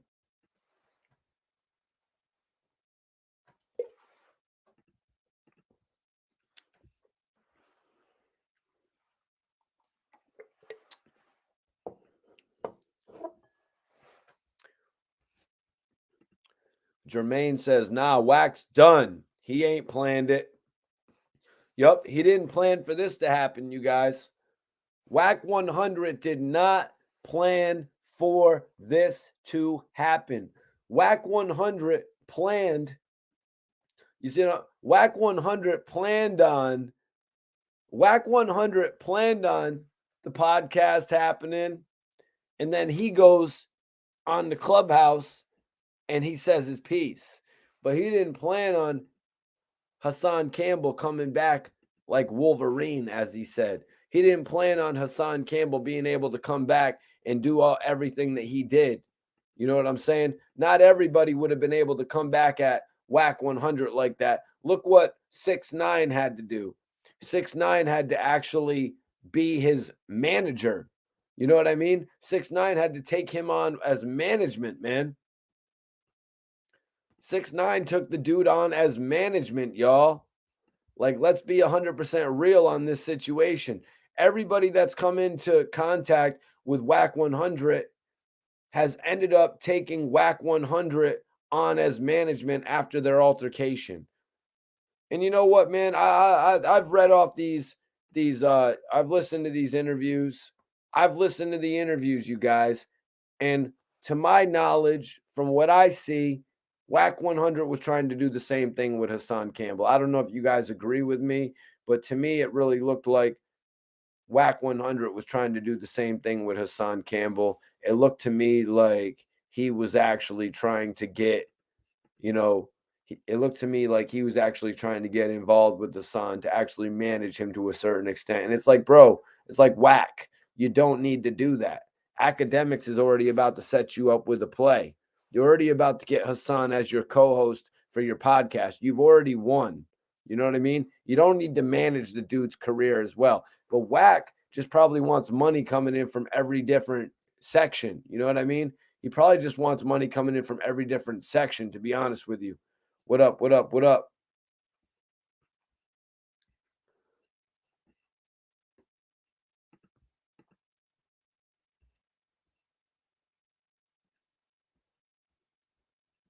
What up, what up, what up, what up with y'all? I need everybody to vote in that poll. If you guys haven't voted in that poll, vote in the poll right now.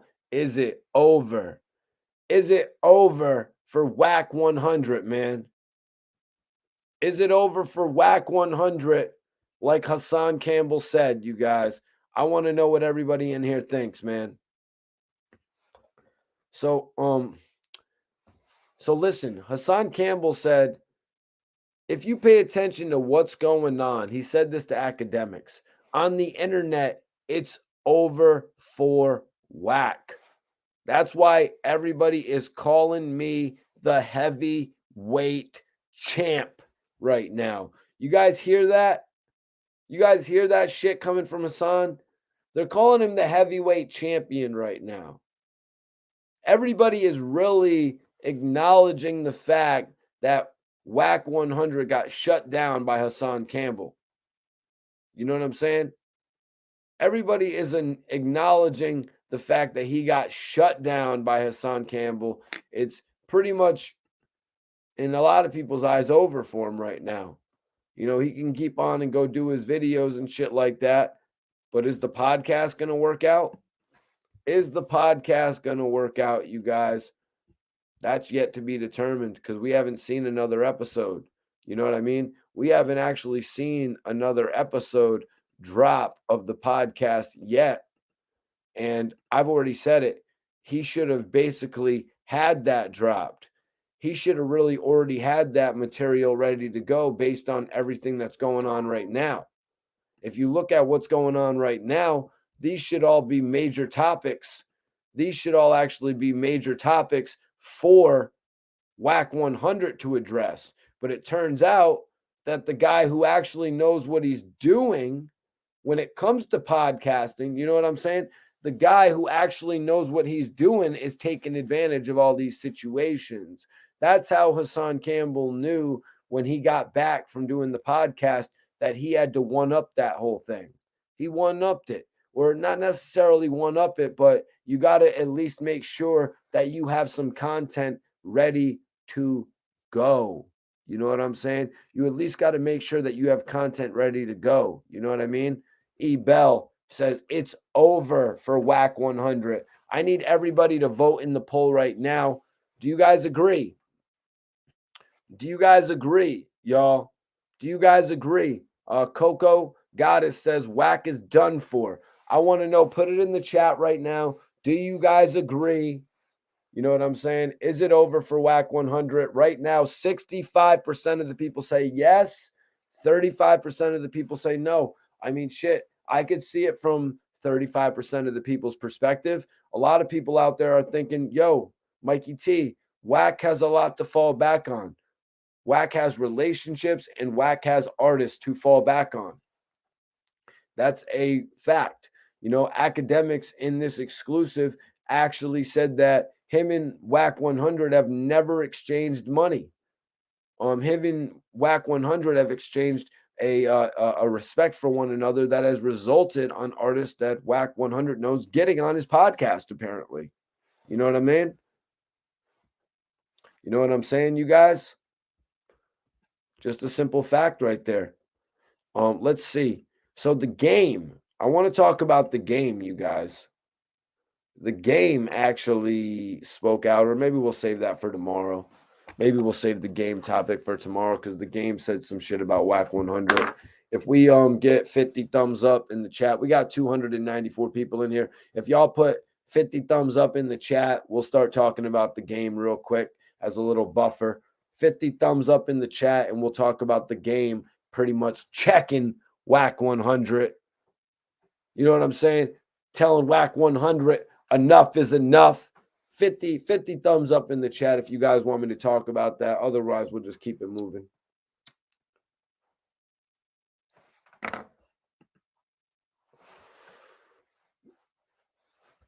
Ricky Moore.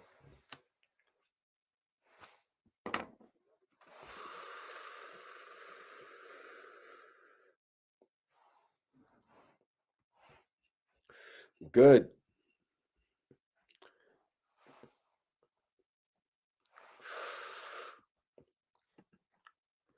Good. Let Wack come for me next, man. I'm gonna bring Compton Menace on the channel when Wack 100 comes for me next. I already got a plan for that. I'm gonna bring Compton Menace on the channel. But I run this shit, you know what I mean? We run this YouTube shit. I'm just speaking facts. You know what I mean? I don't try to play either side of the fence too hard. You know what I mean? A few days ago, we did a video about what Wack said in the clubhouse. You know what I'm saying? I don't try to play either side of the fence too hard, to be 100% with you guys. But if either one of them wanted to tap into my live, that would be cool. You know, I wouldn't actually give a damn about that. Right. Right. OG two-tone. Yeah, ready. Be ready. I was just talking to Compton Menace today. That's my guy right there. We was actually just on Clubhouse a few weeks ago together too. Bro, I'm not gonna lie. It's great smoking some sour. I haven't smoked sour in a few months. You know what I'm saying? Because I've been on all the cookie strains and shit like that.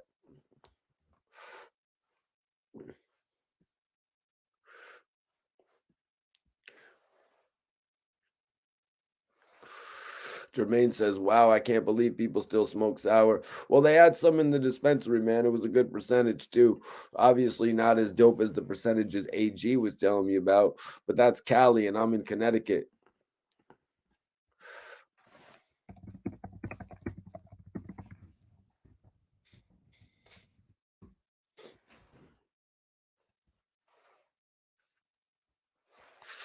Yeah, man. Yup. Yo, Jermaine, how the hell you know that shit? That's literally how it went, too. Like, if you ask my boy Cody, it literally went from smoking sour to getting on the GG4. Shit was lit. Shit was lit. So let's get back into this here, man. Let's get back into this here, man. I know I'm smoking. I bet y'all are having a little smoke break too.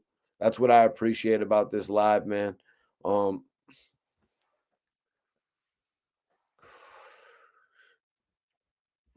So so basically, oh yeah, here we go. So Hassan says, that's why everybody is calling me the heavyweight champ right now. Like, yeah, you brought the East Coast back. They're telling Hassan Campbell that he brought the East Coast back. And I will echo those sentiments. Hassan, you're bringing the East Coast back. You're bringing us back to that feeling before 50 Cent made Disco Inferno and Candy Shop. You're bringing us back there, Hassan. Thank you. You know what I'm saying? But that's not to say Wack hasn't brought it back for the West Coast, because obviously Wack has one of the most predominant voices in the West Coast. You know what I'm saying? But we're not going to discredit. Oh, no, no, no, no, no. We're not going to discredit what's going on over here on the East Coast. There's no way we're going to discredit that, because when one of our guys starts to rise up, you know, we put some respect on that.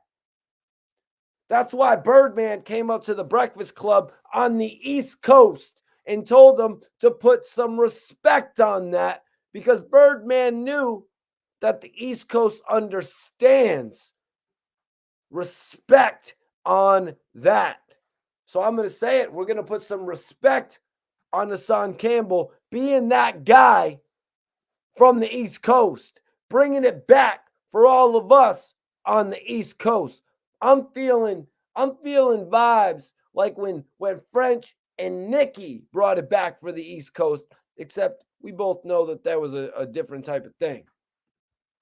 Alex says the East Coast been popping. Major salute, man. Major salute.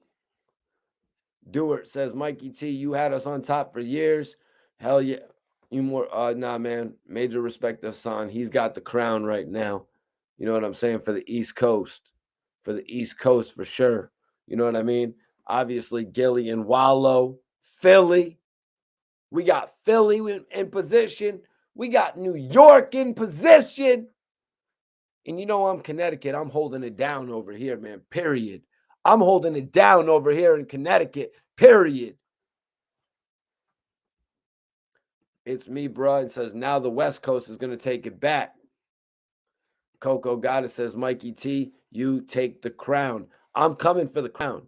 Better believe I'm coming for the crown. I'm young. I'm ready. I'm agile. I'm ready to do this shit. When I say that, I mean I could be anywhere. I could pop up anywhere. Miami, Rodeo, Chicago, Texas. I'll pop up anywhere, yo. I'll be that guy. I'll be that guy. I will wear many hats, as they say. I'll be here and I'll be there and I'll do it because I love what I'm doing, you guys. I appreciate everybody that's in here right now. You know what I'm saying? I appreciate everybody that's in here right now, and I hope y'all subscribe to the channel. Let me see. Major salute to Puerto Rico. Major salute to Puerto Rico. So Akademiks brought up some real shit. I ain't gonna lie. Akademiks brought up some real shit here. He said Nipsey is someone who is mythicized in the hip hop culture, where the story has been written. There is no extra shit that people want to know. So if you come with this information, you're going against the legend. And you're probably someone who's going to be blamed for tarnishing the legacy. There will probably be some people who don't like Wack for what he said, but we don't like you neither for leaking it. Akademiks brought up a very clear fact to Hassan Campbell there. You know what I mean? The fact of the matter is a lot of this stuff should have never been uncovered. Akademiks said in this conversation as well that he had been given this information by Wack before and he didn't want to use it. Akademiks said he didn't want to use this information, you guys.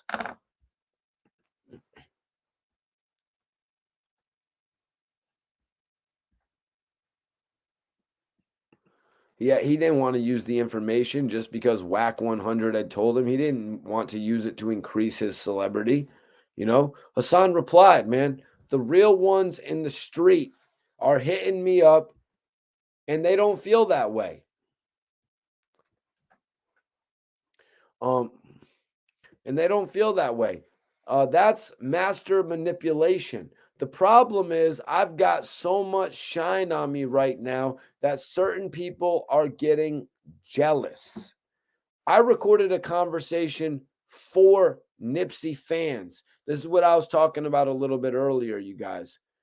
Hassan said, I recorded a conversation for Nipsey fans and people love me for it. The shit we did with us, with this podcast, it was big. But the aftermath, when me and Wack, is through the roof. And this is legendary. It's gonna go down in history. This beef gonna go down in history. I mean, the way I talked about it a little bit earlier, with it being a East and a West Coast thing, you know what I mean? But in all honesty, this beef going down in history, I mean, what is it? The biggest beef in blog history? I guess, is that what they're saying? Major salute, Peter Mob. Appreciate you for tapping in. Major salute. It's me, bro. Says his best joints are on his mixtapes. Who you talking about, bro? His best joints. Alex L. Alex L. Keeping it real.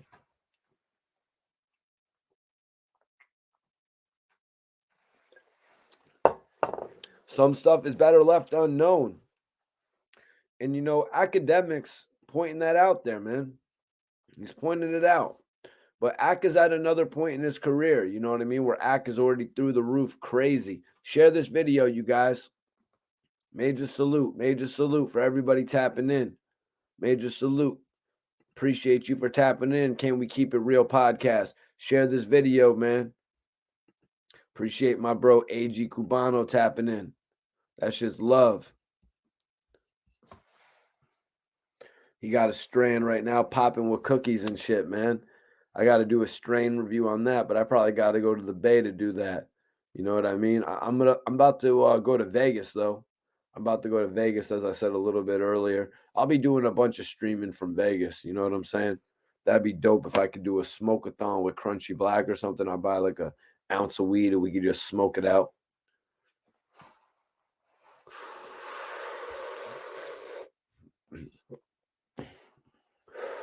Miami Boy 305, appreciate you for tapping in, man. Major salute. Major salute on the tap in. Love to Miami.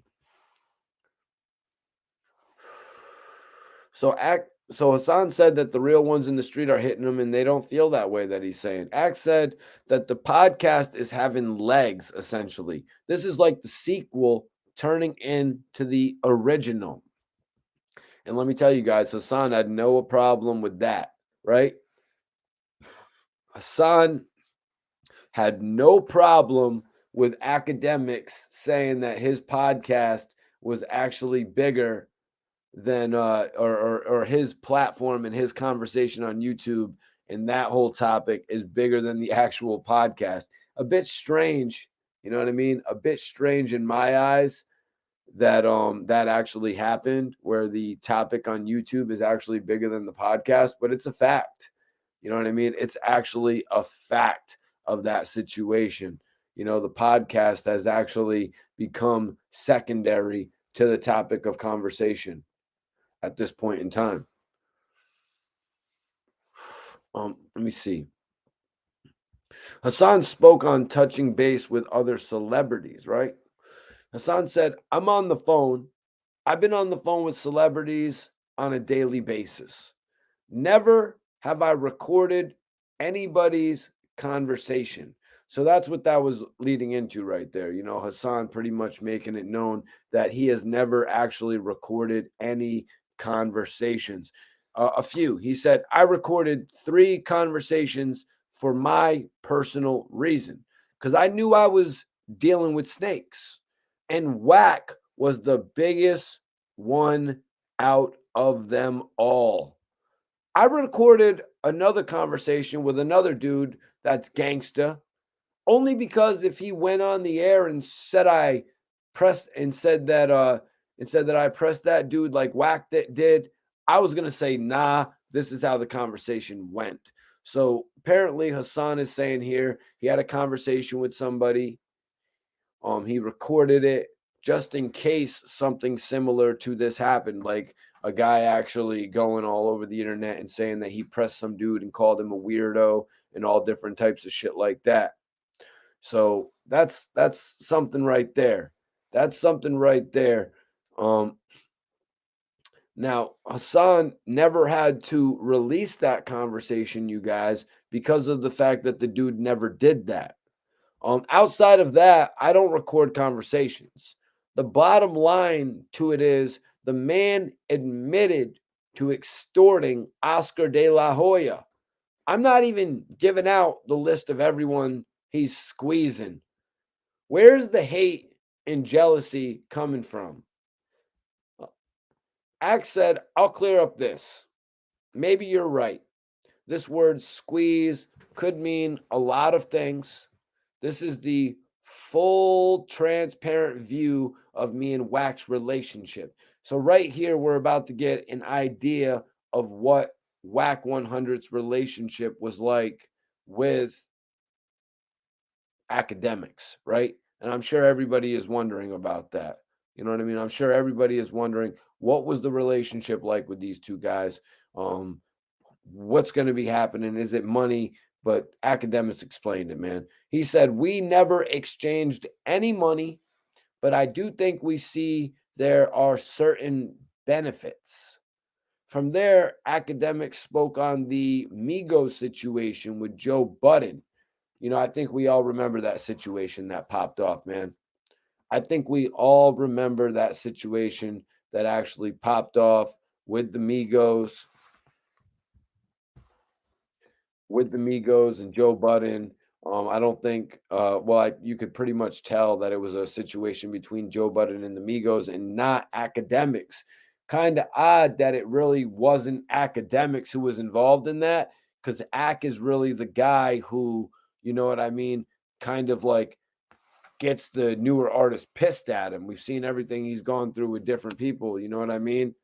We've seen everything he's gone through with different newer artists in the generation. But in all honesty, the Migos didn't have no issue with him. They had an issue with Joe Budden.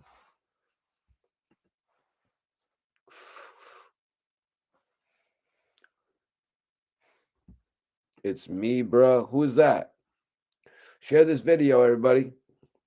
Share this video. Share this video, everybody. Appreciate y'all for tapping in tonight. This is love.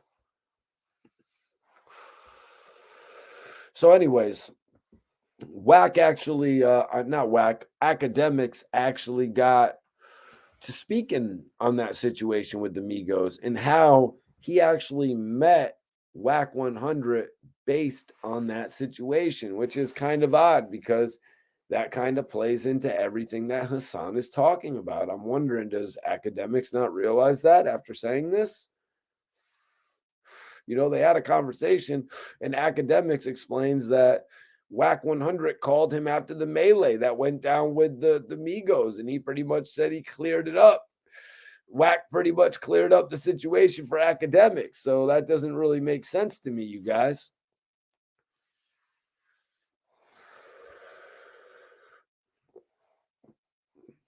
So let's get into it.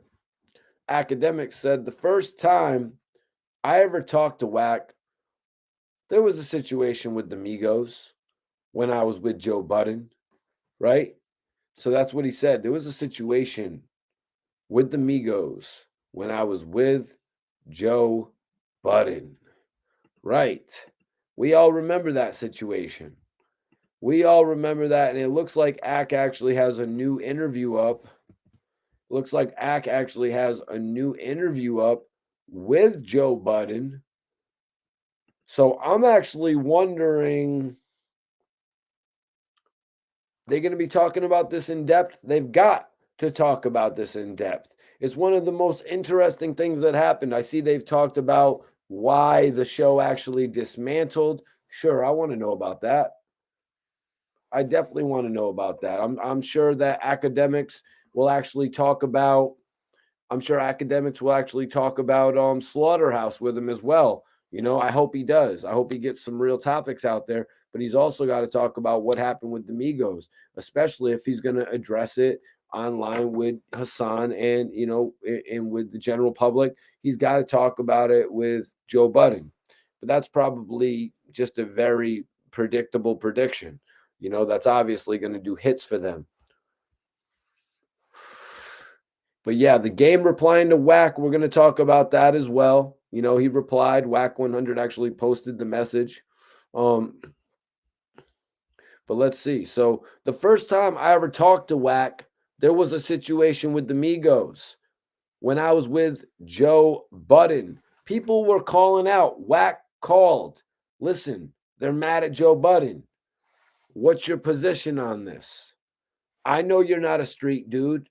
Apparently, that is what Wack said to Akademiks. Akademiks replied, I'm like, no, I'm not into that type of stuff. Anyways, Wack, this is what Akademiks is saying. Anyways, Wack has always reached out when it comes to other situations like that. And also, I have given him advice or extended the platform if he has an artist. And I don't know if people want to consider that a squeeze, but maybe that's a squeeze.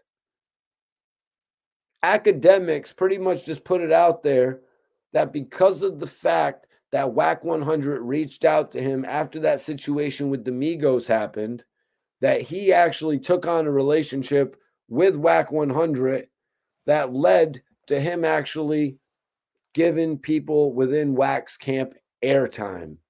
So the fact that Wack 100 took care of Akademiks took care of Wack 100. You scratch my back, I'll scratch your back. You know what I mean? Any type of saying like that, you know, where two people are working together. Wack 100 made the right move. You know what I mean? Wack 100 made the right move there, you know, as a manager. You know what I'm saying? He believed in Academics at that point in time. Some people would have said during that complex point of Academics' career that it was really the flip of a coin as to what was going to happen to him. A lot of people probably didn't bet on Academics creating his own type of network that probably at this point rivals any other network. You know what I'm saying? A lot of people didn't bet on Academics. You should have bet on Academics like you should have bet on Netflix at the beginning of the pandemic or just before it, man. You know what I'm saying? Sometimes you miss out. You know what I mean? But Academics right now is riding high on his own, it seems. And I haven't checked out that interview, but I do want to see what went wrong with the whole situation with Everyday Struggle. I thought it would have been dope if they added Gilly the Kid to Everyday Struggle back in the day after Joe left. That was just my opinion. Obviously, I'm not really tapped in with any of the network executives at any of these brands, so my opinion doesn't really make it to that level. But I had spoke with Gilly about that at one point. Obviously, Gilly has gone on to create his own platform with Wallow, the $1 million worth of game. That is one of the biggest, if not the biggest.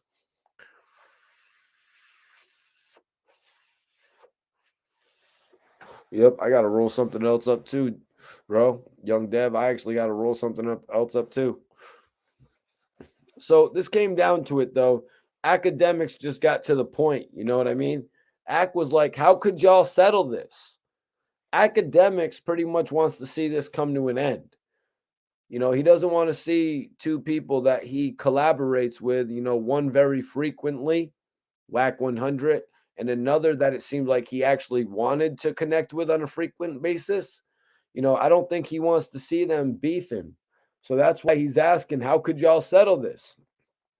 Hassan said, all Wack had to do was call me on the phone and say, yo, man, because Hocus tried to squash it. I told Wack I had no beef with him. Wack want to be disrespectful. Let's get disrespectful. My whole thing is Wack is a clown. Hassan said at the end of the day, I would have never let the audio out without his permission because we was both supposed to be doing a podcast or whatever the case may be. And I do believe that Hassan went on to talk about how he wouldn't have let that footage actually drop because he thought it put Wack in a bad light. You know what I mean? As the one of the primary hosts of the podcast, I don't think Hassan would want his co-host in that type of light. I need everybody to share this video. Let's go. Share this video, you guys. Major salute to everybody for tapping in. Major salute to everybody for tapping in. Now I need y'all to share this video, whether it be on Facebook, on your Facebook news time feed, whatever it's called over there, on your Twitter. Put the link right on your Twitter, you guys, if you got a little bit of a Twitter following. Also, throw this link up on your Instagram story. Put it, show some love, you guys. Show some love, man. Alejandro, appreciate you for tuning in, bro. He says Ack wants to continue doing interviews and other ventures with both without choosing sides. Yeah, man. And I think Ack kind of wanted to put them both in position to actually do something on their own, because I guess I'm just going to bring this up again. I remember when Gilly and Wallow left the podcast, Akademiks actually offered them a situation. So if he's offering a situation to Gilly and Wallow, obviously seeing dollar signs, I got a feeling that Akademiks would probably see something similar with Wack 100 and Hassan Campbell. It's just unfortunate that that's not going to get, it's not going to be able to work out like that. Shit really sucks, to be 100% with you, that it's not going to work out for Hassan and Wack to actually do a podcast.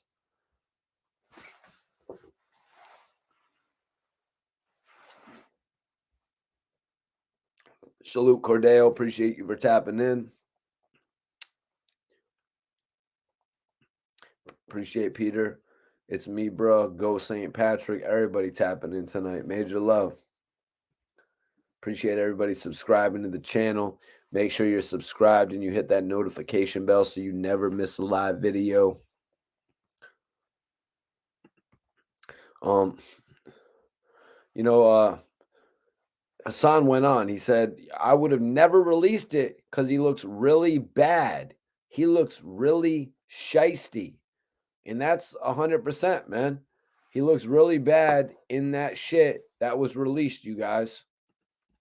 That's 100% accurate. He looks bad in it. And now this is a very big if these guys were going to go on, as podcast co-hosts, then of course he would have never released it. If these guys were going to go on and not have any type of bad blood, of course he would have never released this. But it just so happened that everything blew up between the two of them. Their whole relationship shattered after the podcast dropped, literally days, if not hours after the podcast dropped, you guys. There was a lot of information out there. There was a lot of recordings out there. Wack 100 out there talking about how he tried to make Hassan look like a fool. You know what I mean? Tried to make him look like a fool. Now, the Hassan has admitted that both of them were doing their plays on one another. He admitted that both of them were being disrespectful to a certain extent. I guess you could consider it like how Wack had built that relationship with Gilly, right? I guess you could consider it to that extent. If you're going to be podcast co-host, you got to have you know what I mean? You got to have a relationship. You just can't be so dry. You can't be stiff when you're doing this type of thing, you guys. So they were actually trying to build a relationship. I mean, I respect them for that, you know? But it just so happens that sometimes when you're joking with one of your friends, one of the guys could start taking the situation a little bit more serious than the other. When somebody starts saying shit, you know? But what's going on, Nightman? Appreciate you for tapping in. Appreciate everybody for tapping in tonight. Major salute, Nightman.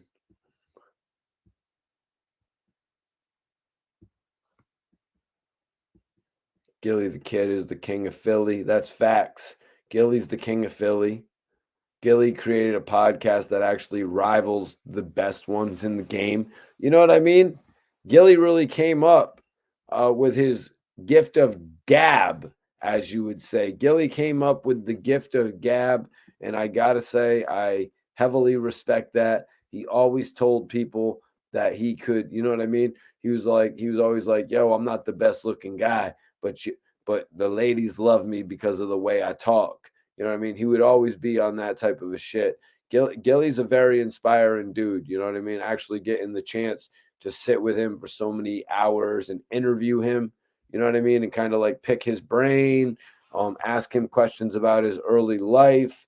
And then when you get to see him actually begin to develop his own podcast, you know what I mean? Because he's keeping up with the times. Let's be 100% honest with it, you guys, because he's actually keeping up with the times like a lot of artists can't excuse me, like a lot of artists actually can't do this day and age. You know what I mean? And then he grabbed a whole lot of momentum from it. He really worked his way up to the top of that shit. Major salute, Randy. Appreciate you. Jermaine says Runts is overrated. Major salute, Dewart. Runts and Blue Rose Bud. Damn, that sounds like a good combination. I love Runts, to be honest with you, man. I don't think Runts is overrated as long as you get a good batch of it. You know, I love breaking open a Runts Bud and seeing all that purple in there. So let's get into this shit, man, because there's some stuff in here I want to talk about when it comes to the music scene and everything. So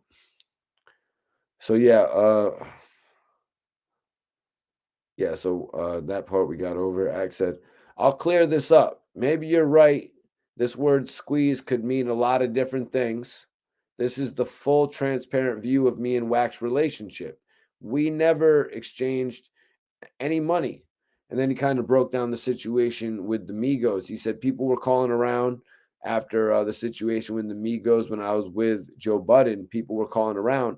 Wack called. Listen, they're mad at Joe Budden. What's your position on this? I know you're not a street dude. And I'm like, no, I'm not into that type of stuff. This is what Akademiks was saying, just being blunt. We see him on his podcast saying the same shit. Anyways, Wack has always reached out when it comes to other situations like that. And also, I have given him advice or extended the platform if he has an artist. And I don't know if people want to consider that a squeeze. Maybe that's a squeeze. Ack said, how could y'all settle this? Hassan said, Wack uh, all Wack had to do, or no, excuse me, Axe said, how could y'all settle this? Hassan said, all Wack had to do was call me on the phone and say, yo, man, because Hocus Pocus tried to squash it. I told Wack I have no beef with him. Wack wants to be disrespectful. Let's get disrespectful. My whole thing is Wack is a clown. Hassan said at the end of the day, I would have never let the audio out without his permission because we was both supposed to be doing a podcast or whatever the case may be. And then he also said, but I would have never released it even if they had done a podcast because he looks really bad. He looks really shisty. So, I mean, I was kind of thinking that Wack would go on a podcast and kind of tell all these stories because when you're listening to a podcast, you're kind of trying to hear all the in-depth stories about people that you had never heard before. You know what I mean? The reason of their legend is what you're doing the podcast for. You're actually going over the details of their life. But anyways, Hassan spoke on the business. He said, when we were sitting with each other, we did business. It felt good.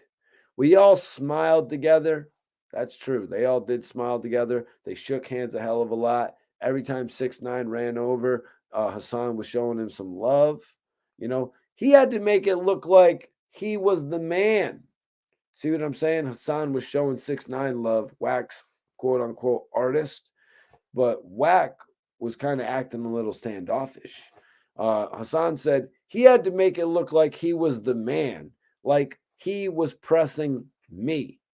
Dogs, even though I'm not a street dude anymore, I'm a family man. This is Hassan Campbell. He's a family man, very respected, very respectable. The fact that he can acknowledge that, say that truth, speak that shit on the blogs, you know what I mean? Not feel any type of way about it, how anybody feels about it. Nevertheless, you're going to get comments, you're going to get people talking, but you got to be you in this shit. He said, I still got street ways and I got that respect that comes along with it. And I'm not going to let anybody disrespect me. And see, the one thing, like I said, I'm glad you made it clear, Wack. Wack didn't, I'm glad you made it clear.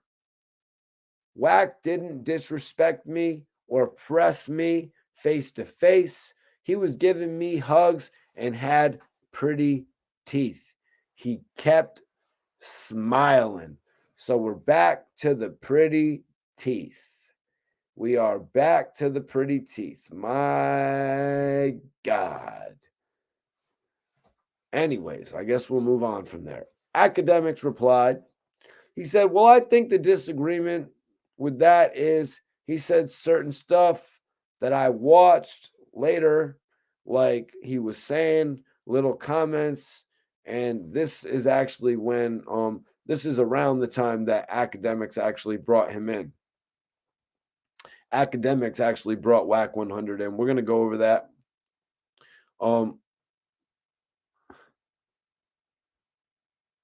So remember this. Akademiks, Hassan, they were talking about with Wack the fact that Hassan had been called the wild card. That's true. But Hassan also went as far to say that he was the best YouTuber that Akademiks said. So Hassan came back. He's like, you even said Hassan is the wild card. Then you said Hassan is going to be the greatest YouTuber ever. Akademiks said, I don't know if I said that, but so thanks for clearing that up.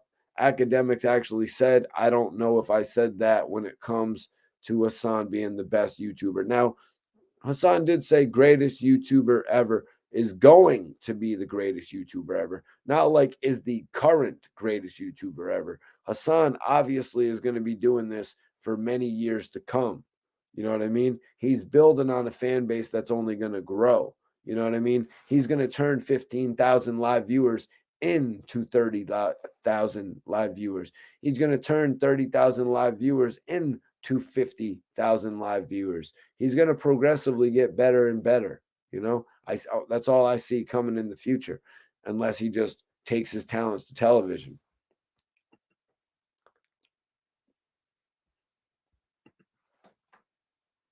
Major salute my guy Cody.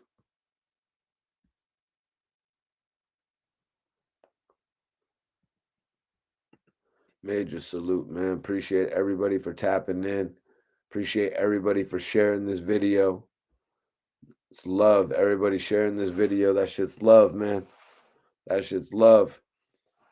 So let me get right here. Hassan went on, you know what I mean? He didn't like the glow. He didn't like the glow I had in the room. I outshined him. Wack in his ego feels like he's bigger than me. He has a YouTube page. I have a YouTube page. Video for video, I would get him. Even with his celebrity guest. Nobody wants to hear Wack talk by himself. So he basically went in on the fact that Wack would need a celebrity guest. You know what I mean? He would need a celebrity guest in order to really contend with what he's doing. But I went through some of that. I wanted to get to the further part of their conversation.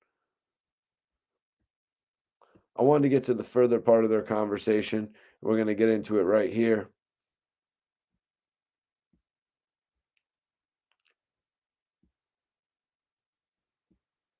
So Hassan said you called Big U. Okay, a little bit before that. Yep, here we go. Wack went on. Nope. Hassan. So basically, what you did, Big U, you called Big U, and right before the week. So Hassan said you called Big U right before the weekend of the Super Bowl. Wack replied to that. He said, everyone on the West Coast knows that. You just don't know that. Me and Big U know when we called each other, you played yourself. We don't talk to each other. We have been in the same room and don't even acknowledge each other. You know, I had to kind of figure that, you guys. In reality, I figured that. You know what I mean? Because even though Wack 100 is saying that he hasn't talked to Big U, I most definitely figured that he was actually in some of the same areas as him. You know what I mean? I had to figure that. You know what I mean? So Wack actually confirmed that. So Hassan was like, well, stay tuned then. Stay tuned. Because Hassan is contending that he actually does have the footage. Wack went on, unfortunate that I am who I am. I have a good YouTube team. I run a label. So I let them do it. It ain't nothing. Let me bring this back a little bit just so everybody can get some context.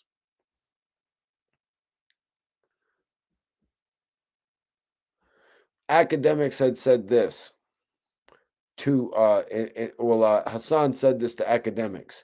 I really wanted to do business with him, clothing line and all that. I feel like we could have made $10 million in 6 months. Wack and me have been talking about that. It was still on the table, and I refused to let a man disrespect me. When he was in my face, we was debating friendly. When he said that was some buster shit, he didn't call me a buster. It was all in love, and I'm not going to front like I was trying to punk him. You know, Ak said, is it possible if we can have an orderly conversation where you speak and he speaks? Akademiks had the balls, the guts to bring Hassan Campbell into a conversation with Wack 100. But like I said earlier, Akademiks was just trying to get them to end the beef. He was trying to get them to end all the static. So Wack came in and him and Hassan were talking. Hassan said, we talked about having a podcast. Wack said, we never talked about having a podcast. We ain't never have no podcast. Hassan replied, I didn't say we had a podcast. I said we talked about a podcast. Wack came back. I'm not tripping. Don't nothing change from me on my side. I am who I am. And you can start into, but you can't tell me how to fire back. So you had your fun, right? I don't care about a YouTube channel. That's how you make your living. So I'm going to have my fun. Hassan said, I have more than one, so knock yourself out. And Wax said, the page is going down and I'm going to laugh about it. You laughing, I'm laughing. So see where you went wrong. And Akademiks chimed in. Can't you all squash this? Wack went on, ignoring that 100%. I had you on the three-way with Big U, and Big U didn't know it. What you didn't know is Big U and me didn't talk in 15 months on the phone. We don't even F with each other. That's where you went wrong. You a East Coast dude, and you don't know these politics. Hassan replied to that. And I'm just reading this so y'all can have context for the end of this conversation. So basically, what you did is you called another dude on the phone and told him to pretend to be Big U. You know, Hassan was thinking that Wack 100 had then pulled the whoopty on him, where he actually had a dude pretending to be somebody on the phone trying to run a number on him. You know what I mean? Wack said Big U's voice is Big U's voice. That was me and you on the phone. Keep it real. Listen to me, bro. Me and Big U haven't talked on the phone in damn near a year and a half. Hassan said, you called Big U on the phone right before the weekend of the Super Bowl. Wack replied, everyone on the West Coast knows that. You just don't know that. Me and Big U know when we called each other, you played yourself. We don't talk to each other. We have been in the same room and don't even acknowledge each other. Hassan said, stay tuned then. Stay tuned. Hassan was contending to have this audio. Wack went on, I am who I am. I have a good YouTube team. I run a label. So I let them do it. It ain't nothing. This goes back to all the contention of bringing lawyers in and shit like that. You know, the bringing lawyers in, any type of shit like that. Wack 100 started this conversation by saying that he wasn't going to the police and different shit like that. You know what I mean? He actually said all that right when he jumped into the live, man. Right when he jumped into the live, man. He literally said all that shit. But Akademiks came in. He said, if y'all came to a truce, you can just end it. Or no, Akademiks said, he said, if y'all came to a truce, you can just end it. Wack cut Akademiks off. He said, F that Ak. Hassan said, Akademiks doesn't have anything to do with this. Wack said, in all actuality, I'm the only one in there when the dude asked 6ix9ine to pay the dude some money. And I told him to his face, 6ix9ine isn't paying shit. And that is a Wack call. Akademiks said, you did. Wack continued on. When he called 6ix9ine a king, I told him he was a bozo. Did I not? I told him he was on some Buster shit. Even asking this man to give this guy some money. Did I not? So what you mean I wasn't pressing him? Hassan asked, so Hassan asked, so that was pressing me? Wack went on, if you would have went in my business, Wack went on about that shit. But Hassan said, then what are we talking about? Hassan kind of realized that the conversation was going nowhere. You know what I mean? Hassan realized the conversation was going nowhere. And it's like, wow, they're not necessarily being cordial. They're not being civil with one another. It's just an argument there. They're not getting anywhere with this. Wack said, I'm not tripping with you. Go handle your business. It did nothing. So for everybody like talking about this, like it did something to Wack's career. Wack is hearing it. You know what I mean? Wack is actually hearing it, and he's addressing it here because a lot of people are saying, you know what I mean? Hassan was just saying it to Akademiks before Wack 100 popped in. He was saying that his podcasting career is over. We got a poll up right now. If you haven't voted in the poll, vote right now, you guys. Is it over for Wack 100? 63% of the people in here say yes, and 37% of the people say no. If you haven't voted in the poll, vote right now, you guys. I definitely appreciate everybody voting in the poll, man. Y'all is the realest. Alex, I appreciate you, man. The 30th anniversary joint. Hell yeah. You know, Snoop Dogg came back out. You know what I'm saying? Snoop Dogg came back out with the Death Row. It's positive vibes. I'm really hoping to see Snoop Dogg put a label into effect. You know what I mean?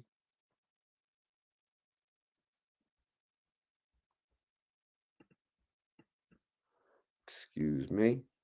Major salute. Share this video, you guys. So,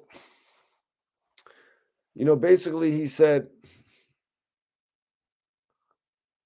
so Wack went on. He said, I'm not tripping with you.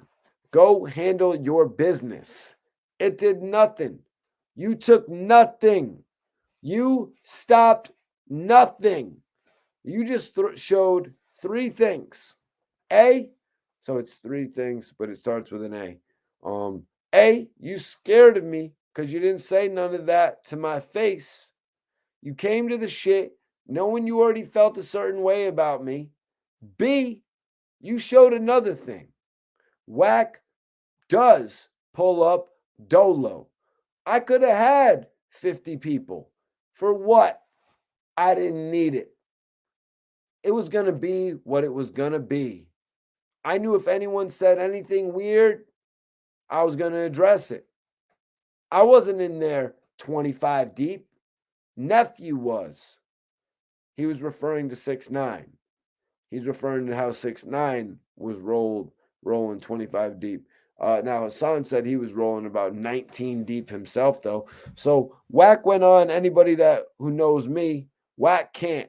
We freestyled that whole interview. Did you hear me? Ask him for permission. Akademiks said I did not hear that part in any part where Wack 100, I guess, asked permission to ask Hassan Campbell something. I didn't really understand that portion of the conversation, you guys. But Wack said they pretty much freestyled that whole interview. They freestyled that whole interview. Are you joking me? Are you joking me? They freestyled the whole interview, and you got two of the most prolific people in the industry in there, and you freestyled the interview. So let me guess, you freestyled the 100 show when you had Adam 22 and you had Gilly the Kid and Wallow and Akademiks. You freestyled that one too. You don't freestyle your live videos. You don't freestyle. Maybe you got to freestyle when you're on Clubhouse and you're going to get random questions asked to you, but you don't freestyle it when you're on your platform, supposed to be talking about news and supposed to be giving out proper conversation on podcasts.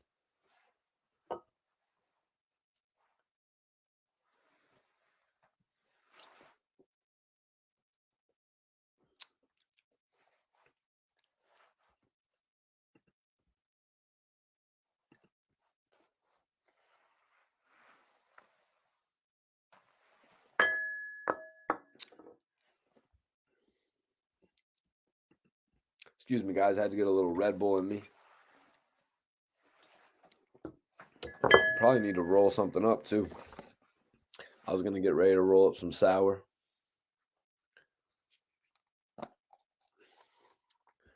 Iceberg says, Cap.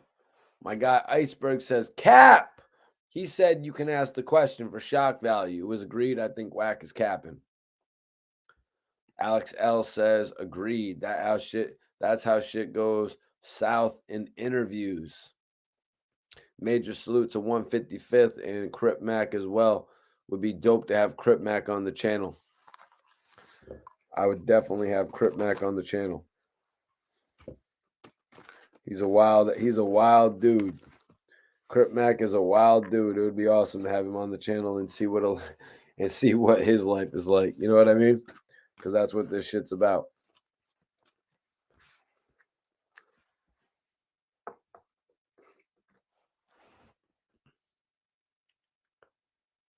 Mm.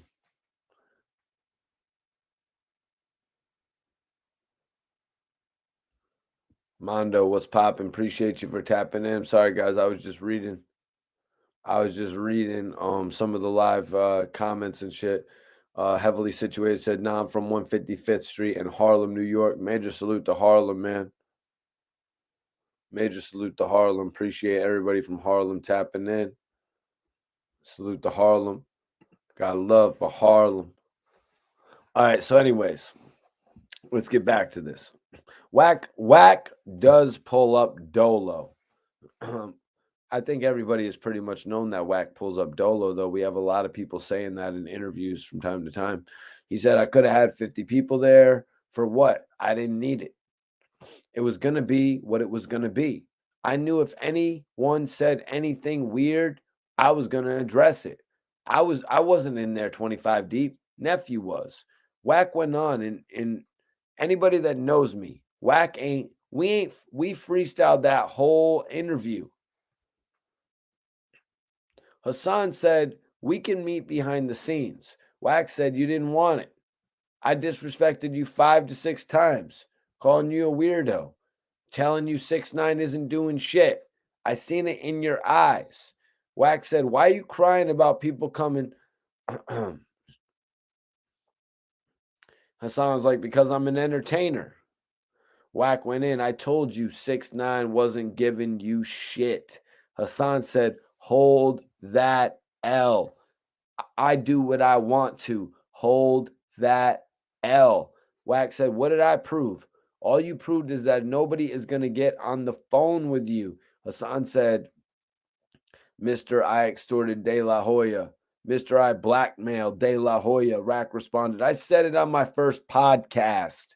I made 800. I said it. The picture is up. The videos didn't go up. The video didn't go up, but the pictures are up. Wack said, I didn't extort nobody. That's business. But Hassan is like, but Nipsey is a rat, right? Wack said, you're a rat. So these two were going at it to the point where Hassan actually left the room, because they really weren't getting anything accomplished by that conversation. You know what I mean? They were just pretty much going in circles in that conversation, man. If they created a podcast, if they didn't, if they actually had talks about it, I mean, shit. You know what I mean? I'm going to ask you guys in the live. I'm going to put up another live poll. I want to know, do you guys think that's true? Do you guys think it's true? You know what I mean? I want to know, what does everybody in the poll think? Do you guys think it's true that do you guys actually think it's true that they had a podcast working?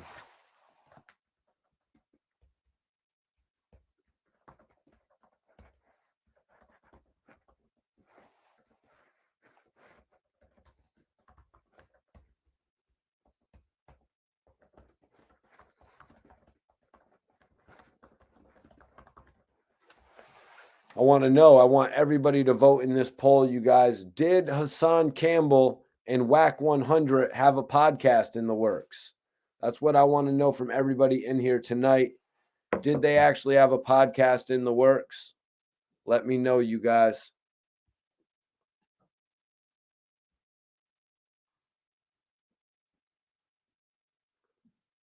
Let me know. The chat. The poll is up in the chat, you guys. Did Wack 100 and Hassan Campbell have a podcast in the works? I want to know what you guys think, man. Is that a bluff? Is that actuality? You know what I mean? Let me know what you guys think in the chat room right now.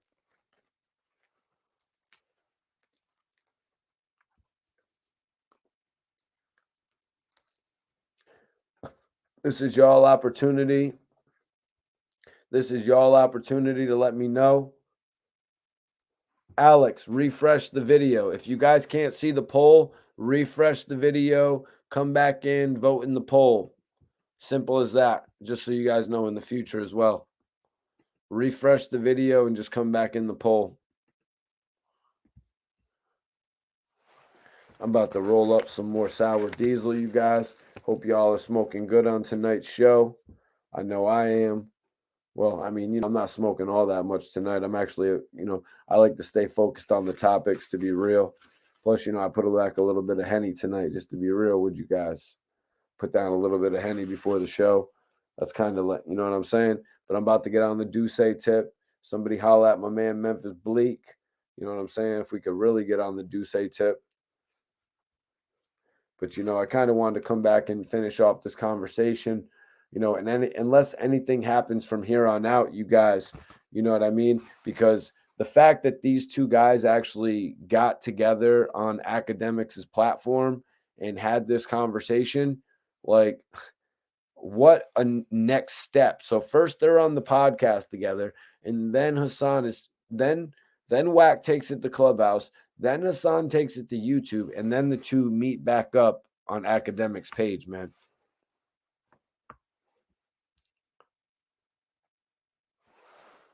Coco Goddess says, I just put mine out, peanut butter. Yeah, I'm about to, where's my Dutches? Oh, right here. I think I got one more Dutch left, so I'm in luck. You know what I mean? A lot of the stores were out today, so I was like, all right, I'm only going to be able to smoke 2 Dutches during the live show tonight. But listen, everybody on here that follows me, listen, if y'all have an Instagram, I'm going to follow y'all back.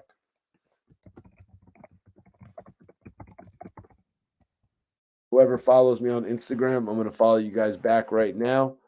That's my word. I'm going to follow you guys back on Instagram right now, but my phone's actually dead, so I got to plug it in. So listen, everybody follow me right now. I'm about to go plug my phone in.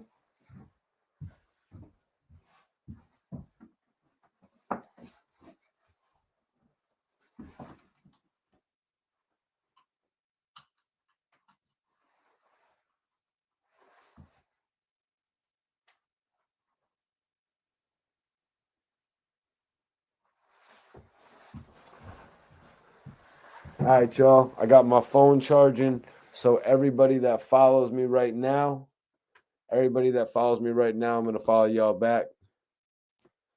Hell no ghost. Hell no ghost. Lisa, I'll follow you back if you got an Instagram. Ghost, we ain't rolling up no Fonto, bro.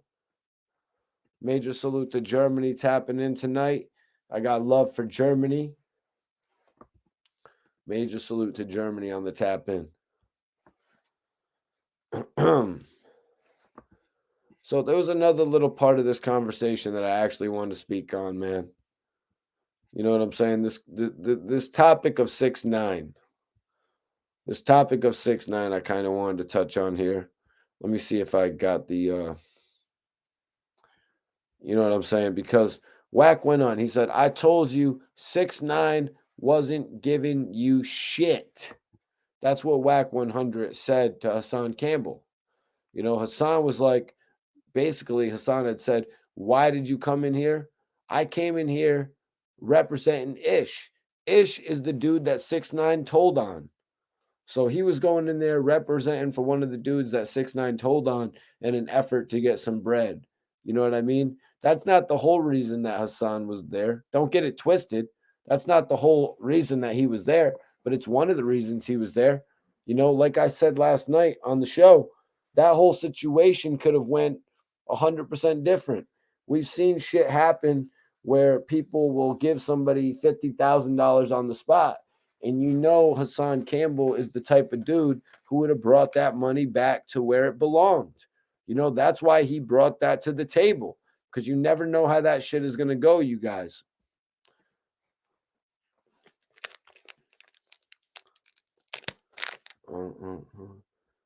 My man right here said, leave them Dutches alone, Mikey. Leave them Dutches alone. I need everybody to vote in the poll. We only got 29 votes, you guys, so we can get another 150 votes in there. Did Wack 100 and Hassan Campbell have a podcast in the works? I want to know, what do y'all think, man? You think that's cap? You think that's reality? Is it reality? Is it cap? Do you think they had one in the works? Was Reek? Reek was being promoted as Wack's co-host for quite some time. You know what I mean? He was being promoted as the co-host for quite some time, just to be 100% real about that. So that's just my looking into it. You know, like he had actually promoted Reek for quite some time as his co-host. So I'm not just gonna go right off the bat and say that. But in my opinion, you know, Hassan would have been the better co-host. You know, and I've actually got some word that, and I've actually heard that Hassan was supposed to be that co-host on that show. I mean, Hassan said it himself. It was supposed to be him there when they did the Wallow podcast with Gilly and with Adam 22. It was supposed to be Hassan there.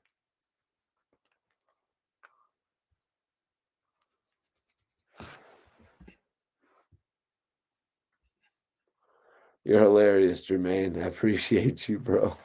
Appreciate you looking out for me, man. Yeah, I'm rolling up some sour and a Dutch right now. But listen, everybody that follows me on the gram on here, I'm going to follow you guys back.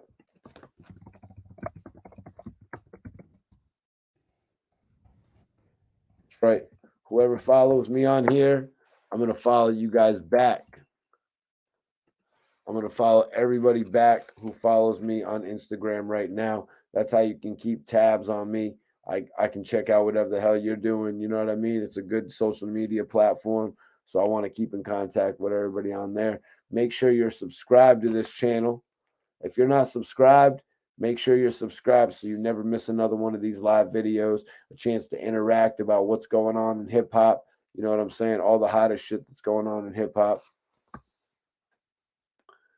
Appreciate you, Tulsa, comparing me to one of the best wrestlers in the world.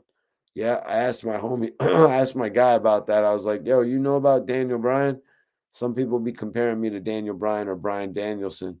And he's like, nah, I don't. I was like, damn, you should know about him because he's one of the biggest in the world. Kansas City's in the building. Major salute to Kansas City tapping in. You know, I got love for everybody tapping in from every different city.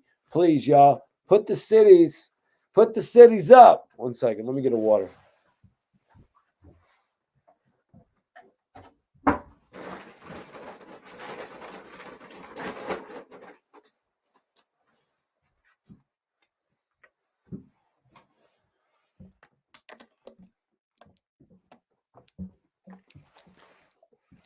Let me know what city y'all tapping in from tonight.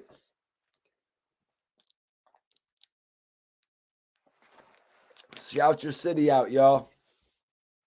209 Modesto. What up, Modesto? Major salute. A Wax. We got Philly in the building. Bay City, Michigan. We got Michigan in the building. Major salute. My brother AG tapped in from the Bay tonight. That's right. The Bay was in the building tonight. Speaking of that, free Tiffy Bay. Free the bro Tiffy. NYC's in this bitch. NYC. New York City. Philly. Spanish Harlem's up in here. Spanish Harlem. St. John, what up, what up, what up? East New York. East New York. Salute to East New York on the tap in tonight. You know, I got a lot of love for East New York, man. I appreciate everybody for tapping in. We're finishing out this story tonight, man. Conversation with these guys on only on Akademiks platform, y'all. You know what I mean? You can say whatever you want, but Akademiks has really been getting some of the best interviews ever since, you know, Little Reese sat with him, French Montana sat with him. He's really been off to the races ever since breaking away from Complex, I guess you could say. He really bet on himself. You know what I'm saying? I guess he really bet on himself. That's how it seems from the outside looking in. Mississippi on the check-in. Mississippi on the check-in. Major salute to Mississippi on the check-in. Like I said, anybody that follows me on the gram, right now I'm going to follow y'all back. I think, hold on 1 second. Let me see who followed me on the gram.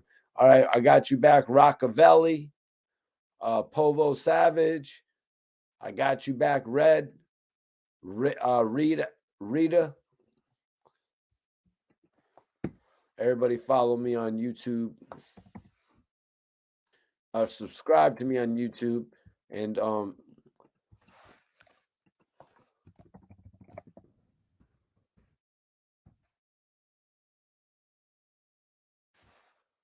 y'all to follow me on Instagram, and I will follow you guys back. Whoever follows me based on this video. Also, I have a new interview out with Bizarre from D12. I want you guys to check that out. I'm about to pin it up in the chat right now so everybody can check it out.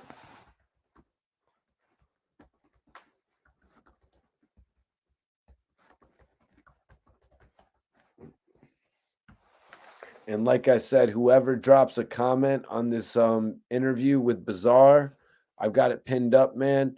Whoever drops a comment on my interview with Bizarre, I will follow back your YouTube page. So if you drop a comment on my interview with Bizarre, I will subscribe back to your channel, you guys, just so you know.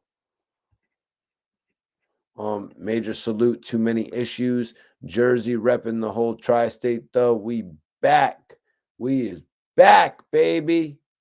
Bizarre, I'm meeting Eminem. It's pinned up right now, you guys. Whoever checks out that interview, drops a comment. I'll see your comment, and I will subscribe to your YouTube page. You know what I'm saying? So drop a comment, man. I'm gonna subscribe to your YouTube page. I'll subscribe right back, man. I show love to the people, yo. Peter Mobb says Brooklyn, East New York, Queensbridge, houses, and all over the map. Major salute to everybody tapping in from New York, all over Brooklyn, East New York, Queensbridge houses, all over, man. Appreciate you, man. Right here in Connecticut, it's actually 12:58. It's 12:58. It's 1 a.m. in the morning. You know what I mean? We be streaming usually from about 10:30 to, you know what I mean, early hours of the morning. We actually, you know what I mean, we do it like a real podcast, about 3 hours and shit. I need everybody to still share this video. Let them know Mikey T, the movie star, is still going. We actually had one of my homies tap in, AG, who actually has an official strand that is sold in the cookie stores. It's sold at B-Reels stores and shit like that. Rewind the video if you missed that, man. That's my bro right there. Let me see. Jackson. Major salute to Jackson, Mississippi. We got Jackson, Mississippi in the building. Okay. That's what's up. Is that Jackson or Jacksonville? Either way, regardless, man, you know, I appreciate that. Appreciate everybody tapping in from all different states, all different walks of the earth. You know what I mean? That's just love. Only 10 p.m. here. Yeah, y'all are lucky. Y'all are lucky. Y'all are lucky. Mikey, you be out in New Haven? Yeah, my one of my partners, RBH, actually lives in New Haven. Yep, my guy RBH actually lives in New Haven, so I always be out in New Haven. 6:30. Tina says, yes, Jackson. Well, I appreciate you for tuning in, Tina. If you're not subscribed, be sure to subscribe to the channel. If anybody's not subscribed, be sure to subscribe to the channel, you guys. 6:30 here. 6:30 here in the morning in Germany. Major salute, man. I appreciate you for tapping in, man. I hope you enjoy your day. 1 a.m. in Ohio. Yeah, same time here, man. Same time here, man. Yeah, you know, they can study up and make moves, Coco. They can study up and make moves. But I appreciate you for tapping in. Enjoy the rest of your night. Major salute. Smoking on that weed and watching some Mikey T. That's love, bro. That's love right there, man. It's love. Everybody watching me and shit like that, tapping in on the conversation, adding to the conversation. I'm about to take it to the next part of the show where we actually do a little bit of open questions. You know what I'm saying? But actually, I think we got to talk about the game and Whack one. No, I think we're gonna save that for tomorrow. I think we're gonna save that for tomorrow. But yeah, I think we're gonna get into some open questions, you guys. Right now, it's your turn, y'all. Right now, it's your turn. If anybody has any questions that they've been wanting to ask me tonight, you know what I mean? You know what I'm saying? If anybody has any questions they've been wanting to ask me for the last few weeks, however you want to play it, the platform is yours right now, you guys. The platform is yours right now, you guys.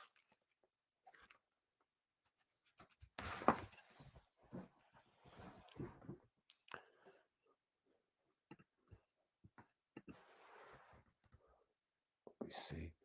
Be sure to hit that link in my bio, y'all. I said whoever I said whoever comments on my interview with Bazaar, I'm gonna follow back. I'm gonna follow back your YouTube page. You heard? I'm gonna follow back whoever's YouTube page who comments on my interview with Bazaar. Alex, you're gonna have to ask. Robert says the game and Eminem. The game and Eminem. Yeah, that's a hell of a topic right there. That's a hell of a topic right there. To be honest with you, the game and Eminem. I'm still kind of waiting. You know what I mean? I'm still kind of waiting to see what's gonna happen with that. Like the game in Wack 100 actually spoke about it on two different platforms. You know what I mean? Wack spoke about it, but the game actually challenged Eminem to a versus on Drink Champs. So I'm really waiting to see what this results in. Waiting to see if Game actually releases the diss song on his album. There's a lot of things that I think actually are gonna factor into this.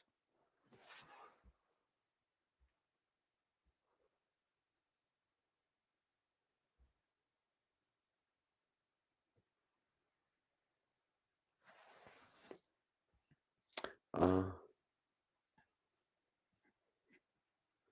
Killer Demo says Benzino versus Aaron Carter boxing match confirmed. I think for June. Yeah, it's it's actually on my birthday, June 11th, I guess, and it's going to be happening in Florida, Pembroke Pines or something like that. Very odd, man. That it's happening there. Very odd that it's actually happening there, but I mean, shit. I'm wondering what kind of an auditorium it's going to be at. I think we all know who's going to take the L in that one.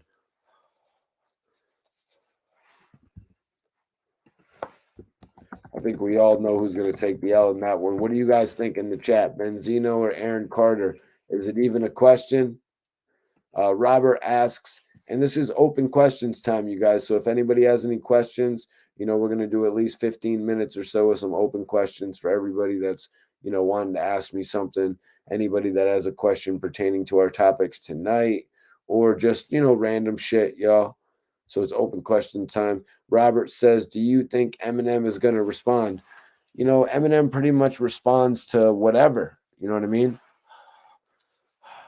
Eminem pretty much responds to whatever, if it's actually credible shit, and the game is probably going to be Eminem's most credible hip hop opponent to date. I don't think Eminem had a more credible opponent, you know what I mean, than what the game will be. Like, if we're being 100% honest about this, like, if we look at the Eminem's level of people that he's battled, the level's not the same.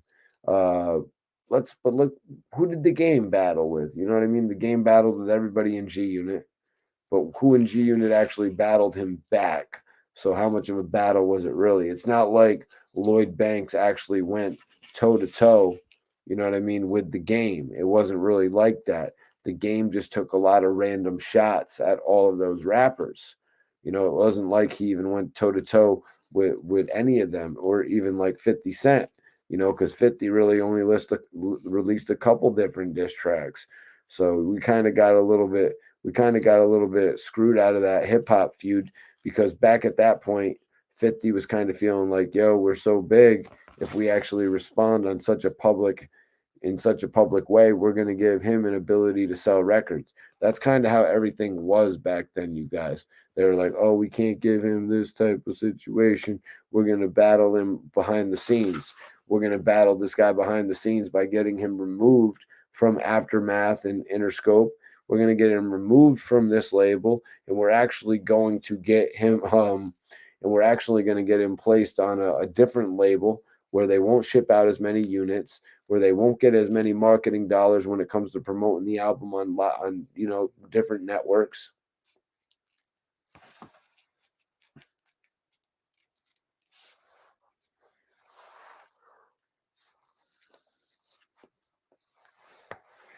Yeah, Game's got bars. That's without a doubt. Game's got bars, but in the end, um, Game's got bars, but in all honesty, you need more bars. You need more than bars in this industry.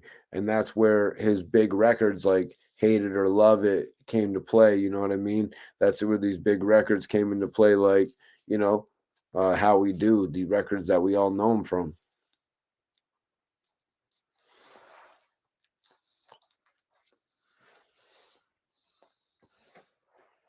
I don't, I don't, I don't know if the battle is actually going to happen at this point in time. You know what I mean? We'll have to wait and see. It was kind of leaked. You know what I mean? It was kind of leaked to a certain extent. You know what I mean? The fact that they were going to go at it, it was kind of leaked by Wack. So if it happens in 3 or 4 months, it'll seem kind of late, don't you think?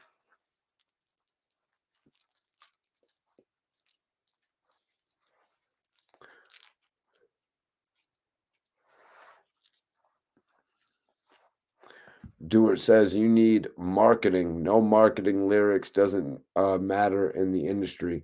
Yeah, you're going to need the marketing. You're going to need a way for the people to actually hear that you have lyrics. You know what I mean? Sure, your video can do 10 million views on the internet. You know what I mean? But if you're not getting that shit out to a more mass audience than that, you know what I'm saying? Then it's just not going to work. Okay, you got one video there. It's accumulating now 500,000 views a day. Now it's down to 250,000 views a day. Okay, that's good. We got shit coming into that sector. You know what I mean? Now we need to get other opportunities popping. We see all different ways of marketing that artists do between different commercials, getting their music put in commercials, getting the, you know what I mean? Different things like that when budgets open. We hear different things like artists actually putting together music videos that are featuring artists. But that's another story, actually, that I was just listening to today that I don't really want to get into right now because it's not really the same thing. It's not really so much the same thing.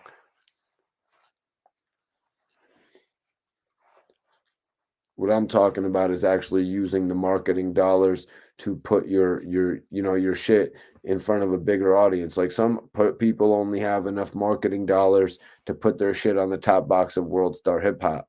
You know what I mean? There's levels to this shit. Jay-Z was in Budweiser commercials. You got World Star and then you got the upper echelon of the promotion. You know what I'm saying?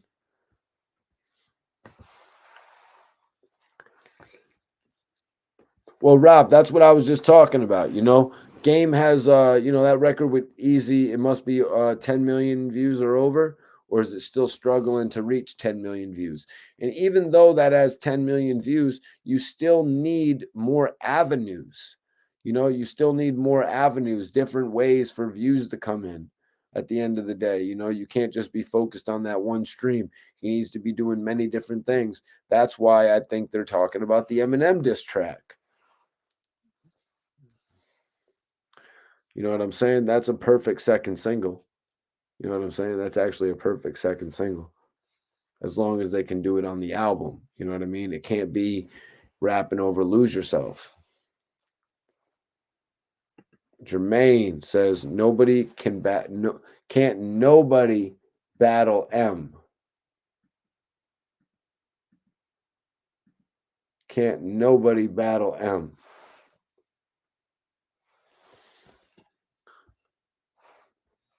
Alex says if Game disses M, M won't tell the world he's going to respond. He'll just drop a slaughter track.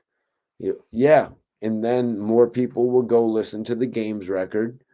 Some people who didn't hear it, because without a doubt, once Eminem listens to it, like the Eminem diss song on Machine Gun Kelly, it actually did the most views on YouTube in one single day.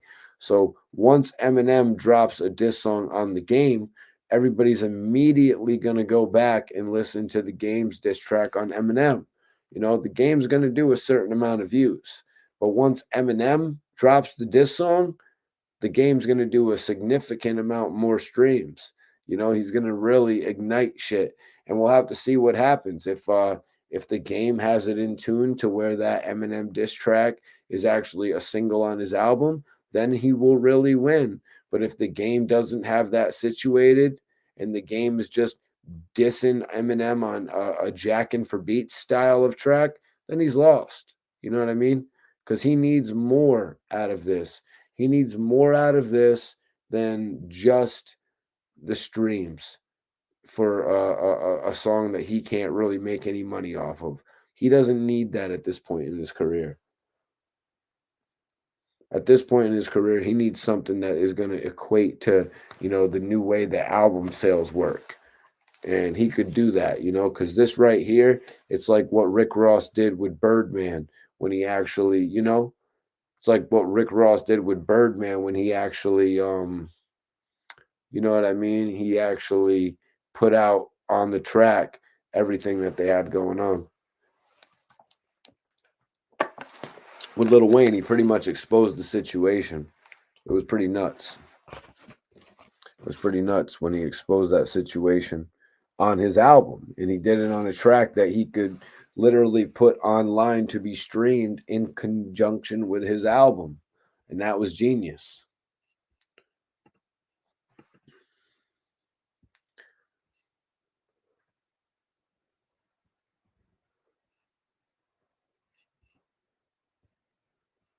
Ghost says he can't squeeze him. Well, we'll have to see, man, because I guess Wack said that he actually has two, not one, but two songs actually recorded. He actually has two songs actually recorded to go at Eminem, which is funny. You know what I mean?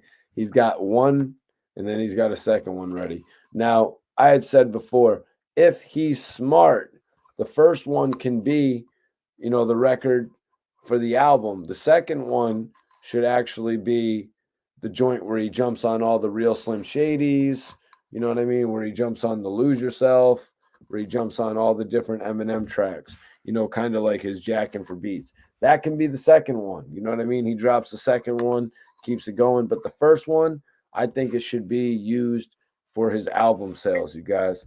That's honestly what I think it should be used for. Maybe he won't follow that protocol, but I think honestly, since 300 bars, the game has grown dramatically, and he knows, you know what I mean? He knows how the game works. He, no pun intended, he knows how the business works this day and age. It's all about streams, you know what I mean?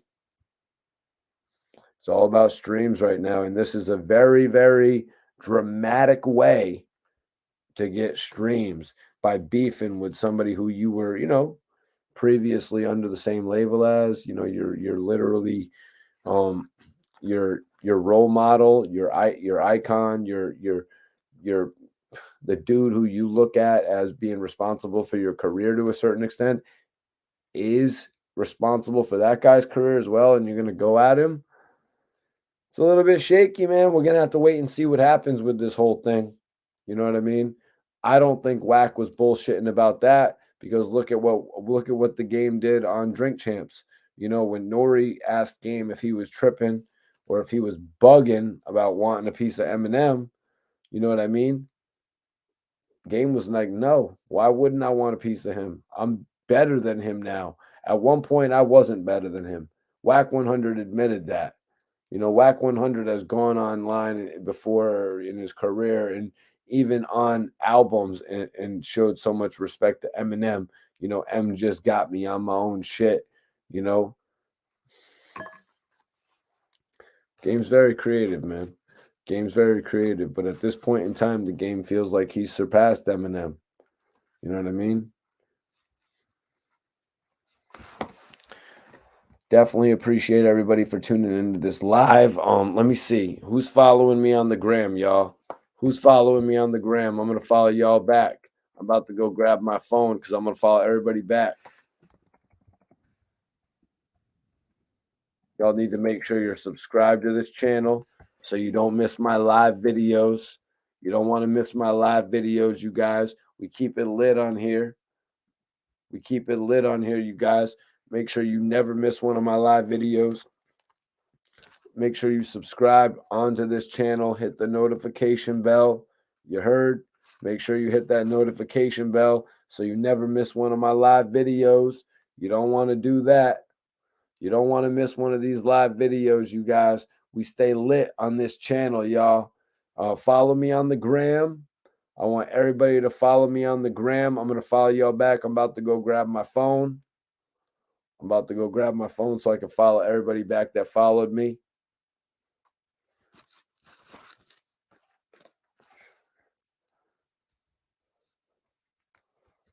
Need everybody to follow me on the gram, you heard? And like I said, whoever comments on my Bazaar interview, I'm going to follow. I'm going to also subscribe to your YouTube channel. So if you comment on my interview with Bazaar from D12, which I have pinned up right now, everybody that comments on my interview with Bazaar from D12, I'm actually going to subscribe back to your channel. That's right. I'm going to subscribe back to your channel. You heard what I'm saying? I'm going to subscribe back to your channel. I'm going to watch some of your videos. I'm going to comment on some of your videos as well. Here, let me just go grab my phone so I can follow some of y'all back.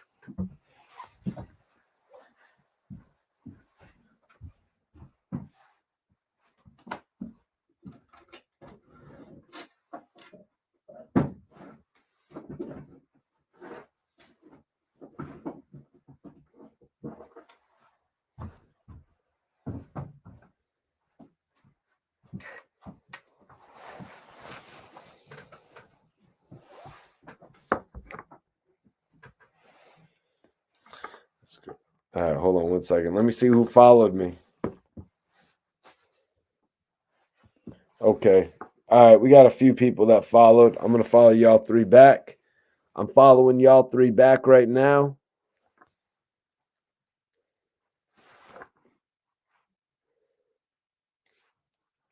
I just followed all three of you guys back.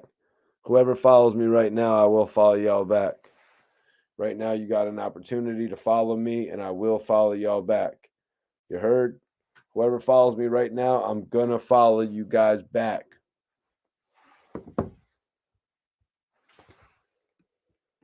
What up, V-Dot?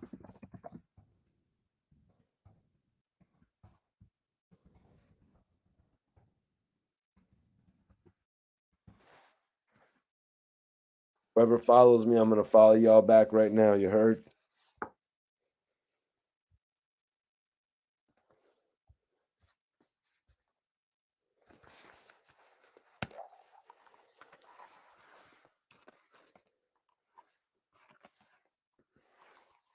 This is the rest of my sour. This is that sour, you guys. This is that sour pack, y'all.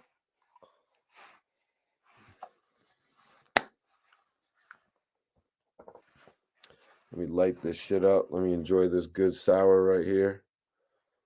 As Max B said, let me get this sour to give me a buzz. I want everybody to follow me right now. Whoever follows me on the gram, I'm going to follow you guys back.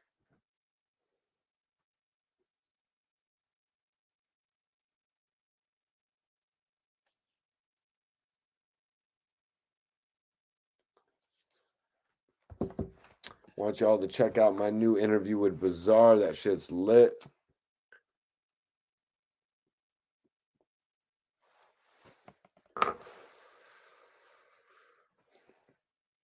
Hell yeah, man. I appreciate everybody for tapping in tonight. I'm going to be back on live tomorrow night. We'll be back on live tomorrow night, 10:30, you guys. 10:30 to talk about some new topics. I know there's a lot going on. You know what I mean? There's a lot going on that you guys wanted me to talk about.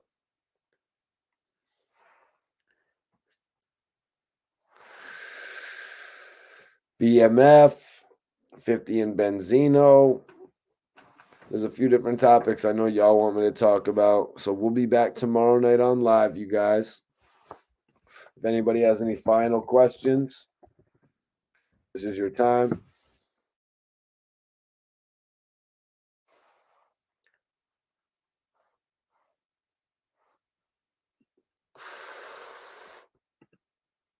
Final questions, y'all. If anybody has any final questions, you could send them in right now. Damn, I got some more sour rolled up here. Definitely appreciate everybody for tapping in. What a live video tonight. Epic live video, man.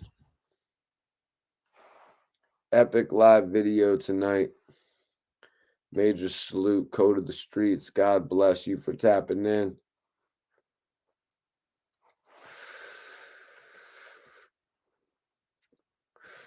I don't really got much of a take on the Megan and Tory Lane situation, to be honest with you.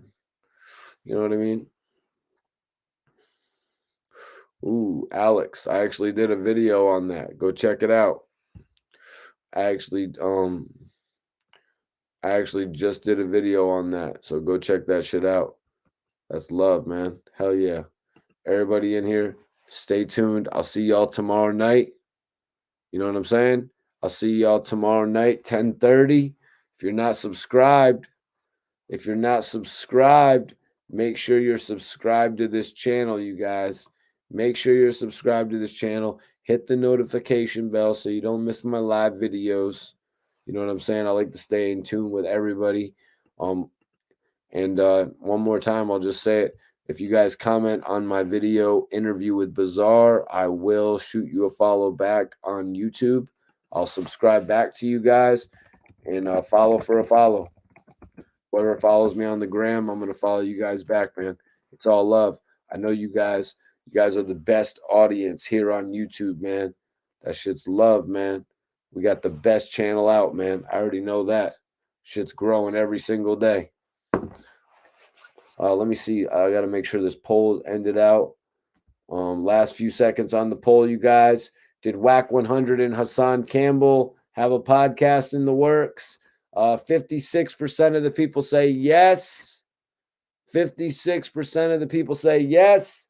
And 44% of the people say no. All right. So the people have spoken. We had 57 votes on that one. I'm going to give you all about 30 more seconds. If you guys want to vote in that, your opportunity is right now. I'm about to end the poll in just a second. Definitely appreciate everybody for tapping in. Like I said, you guys can all tune in tomorrow night at 10 o'clock. It's going to be a live show, you guys. It's going to be a live show. But right now, I'm about to end the video. So hit the link right now, pinned up in my bio. And for everybody watching this on demand, hit the link in the description to check out my content. Whoever drops a comment on that interview with Bazaar, I'm going to follow back. I'm going to subscribe back to your YouTube channel. So this is the time right now. Go do it, y'all. Go run up those numbers, man. Go run up those numbers, man. Let's do it. I'm out, you guys.